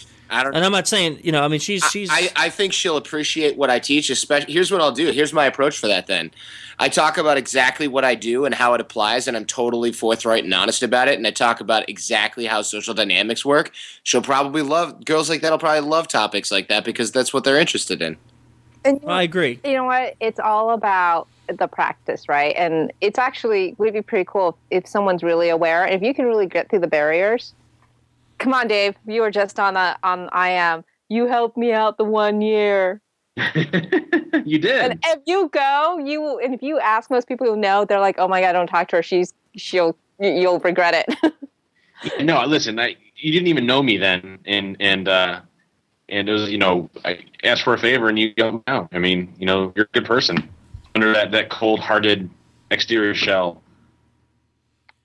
Don't I tell have Jordan to- that. Don't tell Jordan that. We're kind of getting off topic, Yeah. but I do have to agree with Dave, which I don't normally do. But I think Wow, you do it's put on. probably like the second time of all of our podcasts I think you've agreed with me. Well, I mean, let's think about it. Like we got. So you agreed with me during the social engineering does not require deception. No, actually, I got a great email on that. I was going to. No, by the way, you did agree with me once Johnny Young had said he disagreed with you. You actually agreed with that entire statement, so you did agree with me at one point in time. Yeah, but I'm going to read you this thing. Oh man, you're just going to love it. Yeah. Ping, You are I know you're fronting anyway, Ping. I mean, you just want to be treated like the hacker woman that you are. That's all it is. You want to be appreciated. Wow. Nice evil laugh. That just made me shake on the other end of my Yeah, Skype. yeah. Me a little bit too. I have to say. That was borderline cackle. That was a little scary. I'm refining it. I've got to practice this leading up to the event. Because I really only get to use it now once a year. The Yeah. smaller shows, it's really easy peasy, So the bigger shows, I'm honing the big show. By the time we get to Vegas, it's going to sound like Red Skull and the Captain America video game. Oh, totally. All right, wait, we're digressing. Chris, you were saying...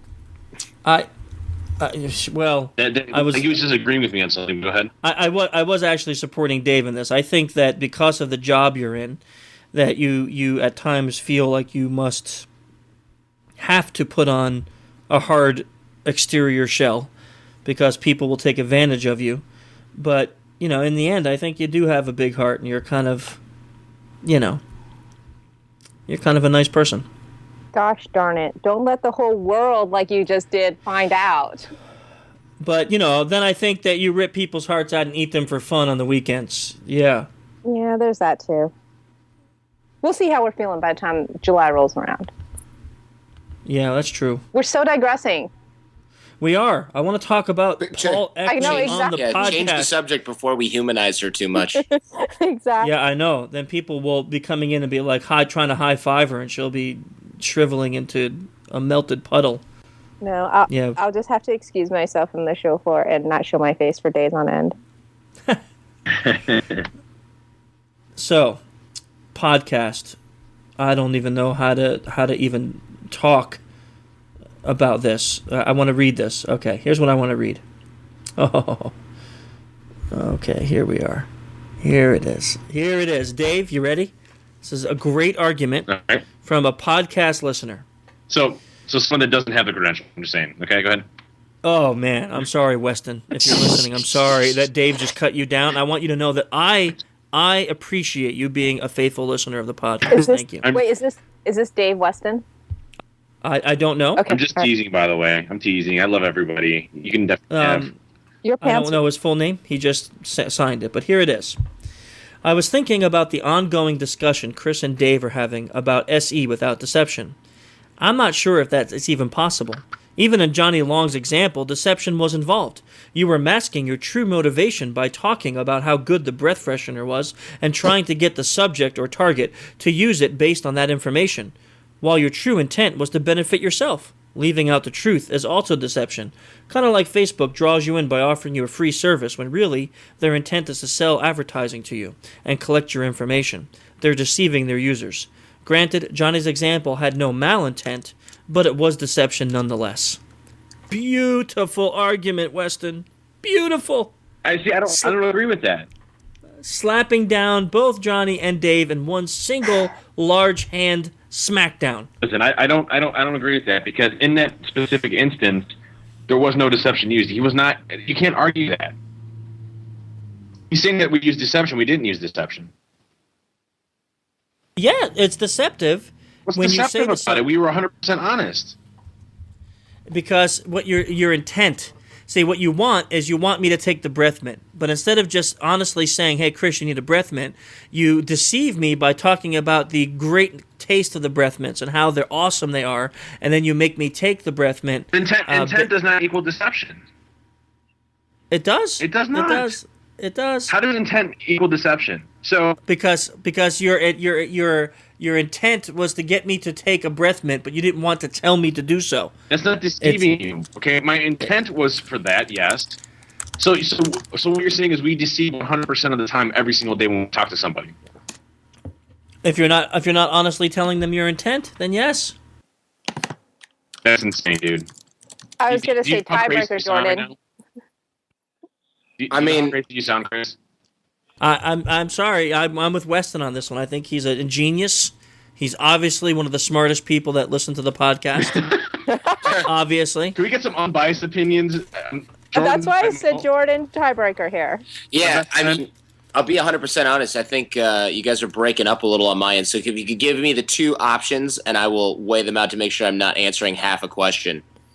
We were originally talking about that social engineering always involves some deception, truth or false, and that's what's the argument. And we originally had basically put a poll online, and like 80% of the people said that social engineering 73. does always 73. Sorry, that social engineering always does involve deception, which I agreed with, and Dave did not agree with it. So we continued the argument for a few podcasts, and once we were down in Shmoo together in D.C., and we did a live podcast, and Johnny Long was there, and he gave this example of how you would influence someone not using deception. He said, like, you're sitting next to a person who has bad breath.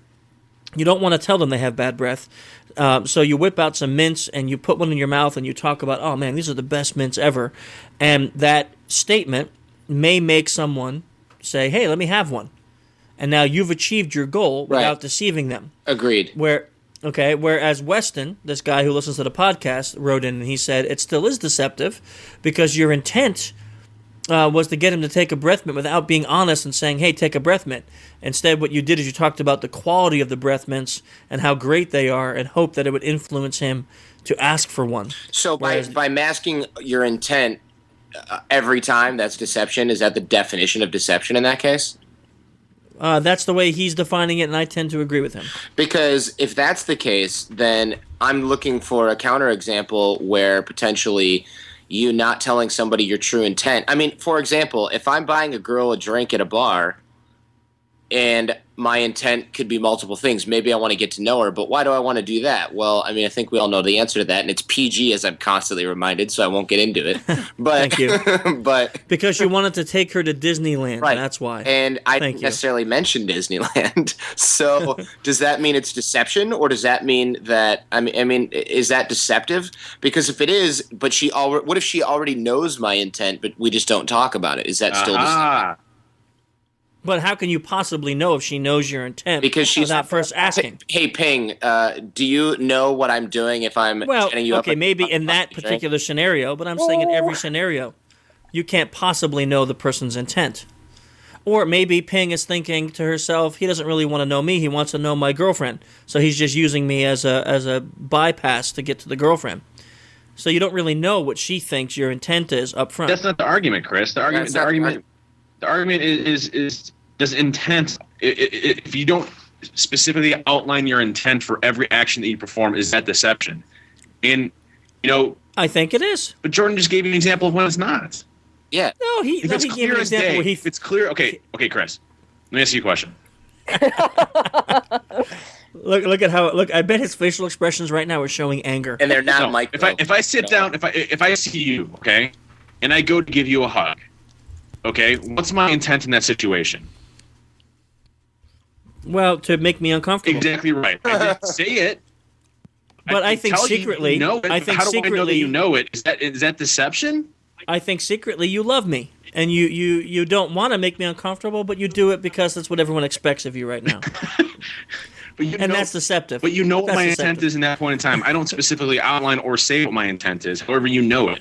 Even if you didn't know it, it still wouldn't be deception. Yeah, I also think that it's not deceptive because deception involves a reaction that is prejudicial to their interest, right? So me telling a guy that he needs a breath mint or tricking him into taking a breath mint is actually something that's positive to his interest, or at the very least it's a neutral. It would be different if while he was putting the breath mint in his mouth, I lifted his wallet out of his back pocket, and that was the original intent. But really what I'm trying to do is protect this person's feelings by offering them a mint. So that's not deceptive. Now, is it tricky? Maybe, but it's not prejudicial to their interest. So I mean that's what deception really is. It's something that causes harm to the other person in some way. Well, I guess it depends on your definition of deception. I'm just going by the old dictionary. Listen, I So- understand that you have a bromance going on with Dave. Oh, so you it's have cool. to side with him. It's cool. I understand. I just went to the dictionary. That's all. That's where I went with this. Oh, This the is- dictionary. Oh, now we're using Yeah, dictionary. I just actually Hey, I called the guy up that came up with the word deception, and he agrees with me as well. So excuse me, by the way, dictionary. We're PG here. Can you not use that kind of language? It took me a second, but yeah, that was a bad joke. I had It wasn't bad. You all laughed. So I shut had up, to bring Dave. out my cheese grater to get that. Hey, hang on. I'm looking at the definition of deception: trick, stratagem, ruse, wile, hoax, imposture. The act of deceiving. Okay, so we have to look up. It always seems to have a negative. I mean, if it's a positive, like the breath mint, right? Because I think that's considered a positive, right? You don't want the guy to be embarrassed, or you don't want the guy to feel like your feelings are hurt if you move away from him because you're sitting so close because his Hang on. The definition of to deceive: to mislead by false appearance or statement, to delude. But the So- breath mint could taste good, so is that bad? If he says, "Oh, this breath mint's really good. Hey, do you want one?" But that's not your intent, is to tell him the breath mint. Your intent is to get him to eat one because his breath stinks. So you are there by false appearance or statement getting him to do something. Chris, I think that is the absolute furthest stretch you can ever take a word in, like the history of ever stretching a word. like I don't know if anybody's ever done that before. That's all I'm saying. I guess. Hey, listen. You're up in the categories of Obama now, man. What? Don't go political. We're not. Okay, is it- in the this- most literal sense, then yes. Right. Thank you. In the most literal sense, but we know that it oftentimes it's okay. So, in the most literal sense, yes, and therefore deception is not always a bad thing. Well, yeah, and that sort of proves the point, though, because we were just saying social engineering always involves deception. So does social engineering always involve trickery? Isn't that what social engineering is? But trickery is not always good or necessarily bad. So does it always involve deception? No. If deception is bad, then no, it doesn't. If it always involves trickery, then yes, because by definition, isn't social engineering some sort of trickery if we're going to use that definition, or manipulation if we're going to use that definition? Well, I define social engineering not always as a negative thing. I really do. I mean, on the website, and that in my book. That example is a positive, right? Yeah, but you know, I got a also. breath mint. We just upped his game. in this, Chris, that argument also, what is most used during a social engineering? I mean, obviously that deception would be a high category in what's leveraged in a social engineering attempt, but it doesn't always require it. Okay. Listen, here's where I'm gonna, and I'm not gonna acquiesce to Dave. I'm gonna acquiesce to Jordan for one simple thing that he just said. Is by looking up the definition of deception. And he see, here's what Jordan did that was a solid argument. And instead of getting emotional, what Jordan did is he argued very solidly, and he did this intelligently. He says, what's the definition of social engineering? Is it always negative? And now I can't go back on that. It's written in my book. So I don't know if you did that on purpose, but it was very intelligent. Did that. Okay, so Stop it. Sorry. So I have to say, no, that social engineering is not always negative. Well, is deception always negative? And unfortunately, looking at the definition from the dictionary, it does appear to be mostly negative. So if social engineering is not always negative, then it cannot always use a negative. Oh my God. So, seriously, I'm so excited right now. But I want to just give credit to Jordan for using amazing logic, Spock-like logic and reasoning, trapping me using my own book in doing so. That Weston, if you have any more intelligent arguments, I would love to have you help me beat these guys. But yeah, that I don't know. That might not be refutable. I mean, it's refutable as long as you're willing to go back into something that's in your own book and say that it's not true. I cannot do that. And no.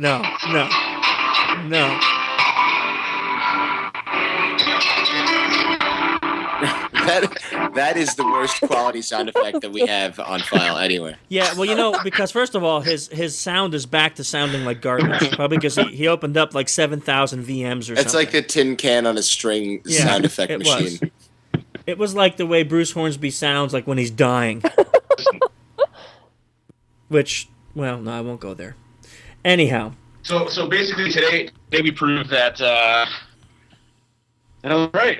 And what? Anyhow, what we're doing is we're finishing up the podcast. This is a wonderful day of my life. I don't even know how to explain it. Seriously, I'm so happy right now. Like I can't how you felt when Dr. Ackman came on? That's how I feel right now. You know what upsets me, Ping? Is that he seems more excited about me being wrong than about you giving him a black hat class. No, it's so true. It's and that really hurts. That really hurts me for you because I know you went out on a limb. Well, it just tells you how you went out on a limb, respects Ping. me. I mean, he will. Yeah. It's so social engineering, right? I mean, like you went out on a limb for him. Oh, totally. And when you told him, he was like, "Oh yeah, great, thanks, whatever." And then he finds out that I'm wrong, and he's like, "Oh God, I want to thank God for this privilege and thank my wife and Jordan." You don't see the emails that go on between Ping and I. Okay, I thank her every single time I send her an email, and I'm very appreciative. And you know what? The robot's speaking. But you're actually wrong. I do see all the emails that you send to Ping. That's not true. I do. Sorry, they're on Pastebin. No, listen. I'm very, very happy and ecstatic about the whole Black Hat journey. I'm really excited. And I'm really excited to beat you too, Chris, on that. So it'll be the second time that I would be wrong. If you actually can learn how to spell Black Hat, that probably would help you beat me. Oh, come on. So I didn't put a space in it on Twitter because I didn't want to go over the 140 character restriction. But I guess if you can't spell Black Hat right, then I don't know if you can even beat me because they'd be looking for a different conference. Chris, you're using very, very easy diversion tactics that don't seem to I am, and they work. Going back to it, I was right again on this one, and it is taken. This argument has gone on for 2 friggin' years. 2 years. Listen. Paul Ekman was probably one of the best interviews we've had in a long time. We should have asked him that question too, because you know what? There would have been three people that proved you wrong. Well, actually, it's 4. Sorry, I can include Johnny too. Sorry, I forgot to leave Johnny. So it's 4. What is this overwhelming desire of yours to always get one up on Chris, Dave? It's not really. To be perfectly honest, there's not really much at all. In fact, I really don't get much satisfaction out of it. It's just I know it bothers Chris so much, so that's really the only reason I go for it. Anything to make Chris uncomfortable or squirm or anything to that effect. I mean, dude, I'll be honest. The haircut with women was money. I mean, I would use that forever. you, but it seems like everyone else in the channel and Twitter and Earth is now. My own son listens to the podcast, and he used that against me just the other day. I got a haircut, and he said, "Oh, who cut your hair at the place? Was it so and so?" And I'm like, "Yeah." And he's like, "Oh, really? How much did that bother you?" Yeah, my own flesh and blood used it against me. So I want to thank you so much, Dave, for making me admit that in front of our 50 billion listeners. Now everyone on Earth is mocking me and making fun of me. No, wait. The only reason why they are is because they feel exactly the same way. And what they say is really how they feel. Like, deep down inside, they're all insecure too. But you're the bigger man for actually saying it in public. And in front of thousands of people. I'm an open book, and I don't mind sharing. I mean, like Dave, he makes fun of me because I'm an emotional guy, but it's okay. It's okay, man. Listen, man. It's okay. I don't mind admitting that I cry. I understand. I don't mind admitting that. So wait, let's go into this again. What happened? I don't know. Wait, why don't you give us an example? Listen, hey, when my daughter was born, I cried. No, it sounded like it was more frequent. Did you guys get that too? Hey. Anyhow, Ekman. We all cry, but I cry all the time. So what's going on? What happened? When I was 4, my mommy beat me. Well, listen, I can understand why Ping had your back on this, Chris, because I mean, if I just found out that I was wrong after a 2-year battle, and your world came down crashing in front of you, I'd probably support you as well. But I was the one that was right, so I have to bask in the glory at the time. So. Before you go under the knife, that's the only reason why we're letting you. That's right. Oh man, I'm so calling the hospital. Is any of that stuff equipment on Wi-Fi? We with that. Dude, PG. Sorry. I'm gonna have to beep that now. Oh man, well, you're worse than Jordan. So I'm dancing right now in my office, just to let you know. I am dancing on his grave before he's even in the ground. On whose? Not mine. You're the one going under the knife. I'm gonna make it through though. How bad are you guys gonna feel if something happens? You guys, that's why I'm not joking with him, because I would actually feel bad. I should be quiet because on the way back from Abu Dhabi this last winter, 3 of our guys got on the plane. And they said, "I told you guys to not get on the same plane." They're like, "Well, we're all going home. No worries if we all get home late." I'm like, "That plane's going down," and they had to do an emergency landing in France. Oh my god! It was bad. Like people were throwing up on the plane. Oh. People were shrieking. Seriously, that's my biggest fear in life. What? Never mind.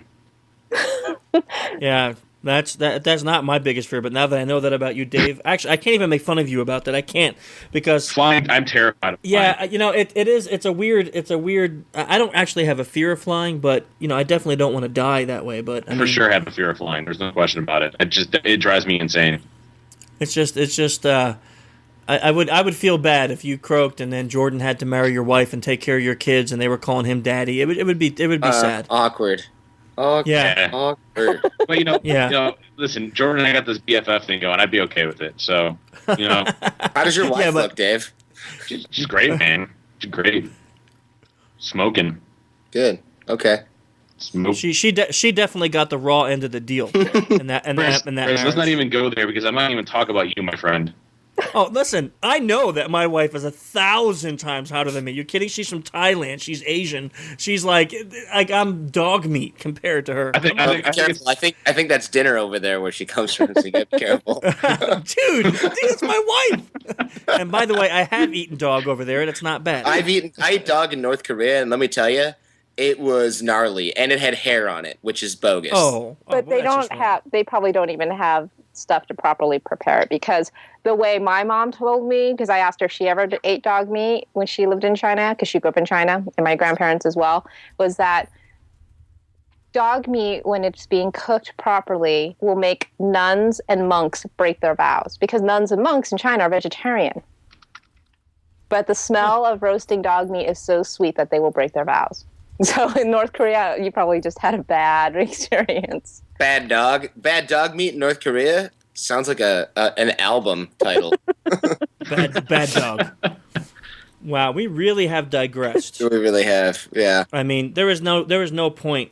There's no point going. Oh, I'm going back to North Korea in April. If any listeners want to join up. How are you going there? I'll tell you. North Korea? What are you doing in North Korea? I'm going on vacation. You guys want to join up? You guys want to go? North Korea for vacation? North Korea in April. I'm going in April. So No. what do you do? No. What do you do there on vacation? Well, last time I went there, we saw Kim Il Sung, who's the dead dictator. Now we're gonna go see Kim Jong Il in the mausoleum. We're gonna go eat some amazing food. We're gonna tour some crazy pseudo-Stalinist landmarks. We're gonna drink really good beer. Have some really weird interactions. I went to a shooting range where I was drinking beer at the same time. It was awesome. Got photos to prove it. I'm going to go and see the Mass Games, where it's a show with 80,000 simultaneous performers held in the largest stadium in the world. And, generally have an awesome time and make friends with some really cool peeps. It's a fascinating place. I would visit it. It's just like one of those places that's not on my top 10 I want to go lists. Do you get a regular stamp in your passport? You do not. They don't even get that. They don't give you a visa that you cannot keep. Yeah, they take it back. That's what I heard. Yeah, and you can't bring in your mobile phone, and you can't bring any books, and you can't bring any GPS-enabled cameras. But we have permission to take photos and video and everything. It's pretty rad. Wow, that's cool. We'll be careful, dude. Yeah, that is crazy. I want our best friendship to continue to last. You know, I mean. Yeah. Yeah, I recorded a podcast when I was there. If you guys go to my website, one of my websites, pickuppodcast.com, and you just search for North Korea, we recorded a podcast in Pyongyang, North Korea, and then we recorded another one when we got back to LA when we weren't afraid of everyone, listening in on what we were saying. That's awesome. That's funny. Well, that was a great podcast, guys. That was good. Yeah, really. Ekman rocked it. The rest of the stuff was good. I think this was a great podcast. Let's see. Finishing up, if you like the outro music, you can check it out on dualcoremusic.com. Anything new about Derby we need to say before we close up, Dave, or are we just kind of where we were last month? Set. Well, the new version of the Social Engineer Toolkit came out this week, version 3.0, which was a complete rehaul code base, supports Windows, a lot of attack vectors, things of that effect, and also be heavily downloaded at my Black Hat course. So be sure to head over there to check out the Black Hat course on the Social Engineer Toolkit. And as part of my course, I'm also giving out free signed copies of my book, as well as a free Tinsy device, USB Tinsy device. So definitely, far superior than the other courses that you would see there. What's a Tinsy device? It's what you call a USB head device. It emulates a keyboard, and when you plug it in, it's got commands that are stored in it that basically compromises your computer. So it allows you to hack your computer when you're not there and makes it seem like it's a keyboard. So that's cool. I'm not sure I get it, but it sounds rad. Yeah, or you can come to my course and you can get free training software from Dr. Ekman. You can get some really unbelievably awesome Maltego transforms that are not public, and a whole bunch of really other cool stuff that you get when you come to my course. Or you can get some device that you'll never be able to use because I'll also throw in 2 0 days. Or 2 0 days. Nice. Or you can come to my awesome. course and you can learn how to not die alone. I'm just saying. Oh, That's great. That's I think we both lost, Dave. Trump I think card. We both lost. That's I mean, brilliant. I don't want to even go to my own course. I want to go to Jordan's course. We'll have to schedule the timing such that you're able to attend my course. I don't know. So just remember, Metasploit signed book, Tinsy, and 2 0 days.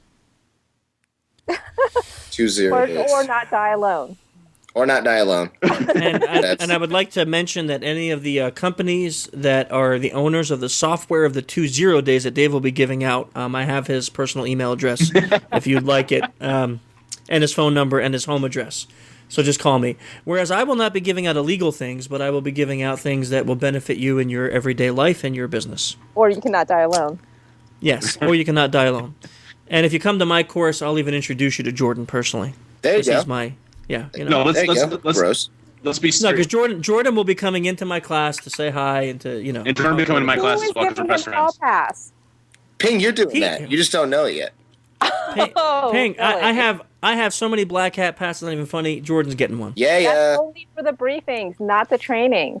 Yeah, well, You can guess hook what? it up, girl. I'm just upping my need for trainer badges to 5. So. Right. Well, you signed the contract way back when. Come on, Ping, you love me. So I haven't Oh, signed God, it's not you have to love. Apparently, I have to love Jordan. Well, I haven't signed my contract yet, Jordan. So you can come to my class. You don't Nice. get a contract. You're not getting paid. Oh yes. Wait, Ping, what? Ping, you don't have to love me. By the time that we're done here, you're gonna want to. I'm going to want to love you. Yes. Interesting. Challenge accepted. But, the bigger challenge is actually getting a contract for Dave to get paid now.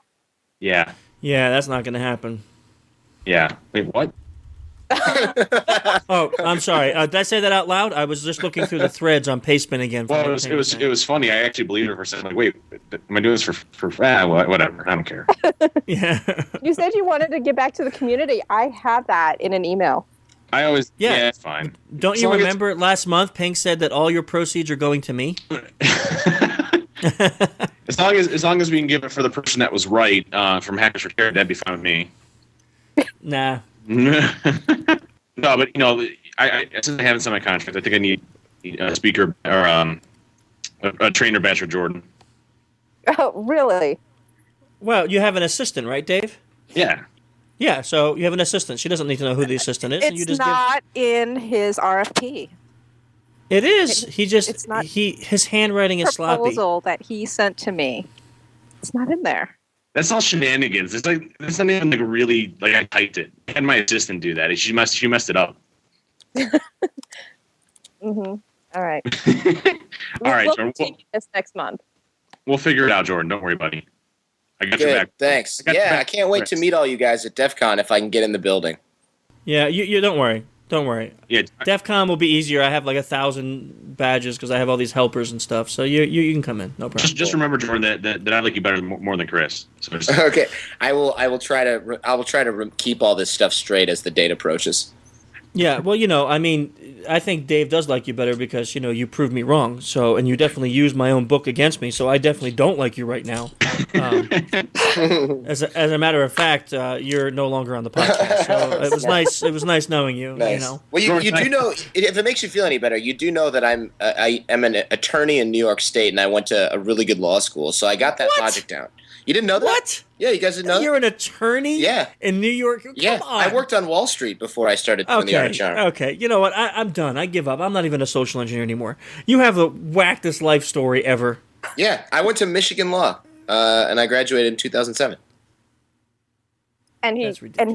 he worked on Wall Street, and now he makes sure that people don't die alone. Yeah, Wow. now I make sure that people don't work on Wall Street because they don't have to, just to get money to get a wife. Wow. so awesome. Hero. Okay. Sure. Well, guys, I think we definitely used up all of our.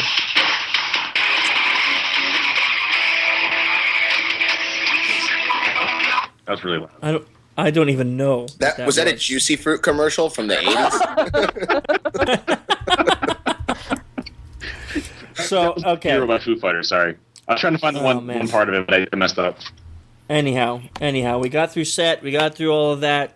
Anything new that you want to say quickly, Ping? Nope, I covered everything in the beginning. And how about you, Jordan? No. You have anything else going You know on? what? No, I feel like keep coming over to theartofcharm.com. A lot of guys are listening to the podcast there for free, and they're loving it. So hopefully we'll continue to see that. But yeah, this was a fun one. So I'll let you guys bask in the Ekman glory. Thank you. It was great. Yep. It was great. Thank you all. Thanks. I was right. Until next time. Oh, do we know who's on next? Is that TBD?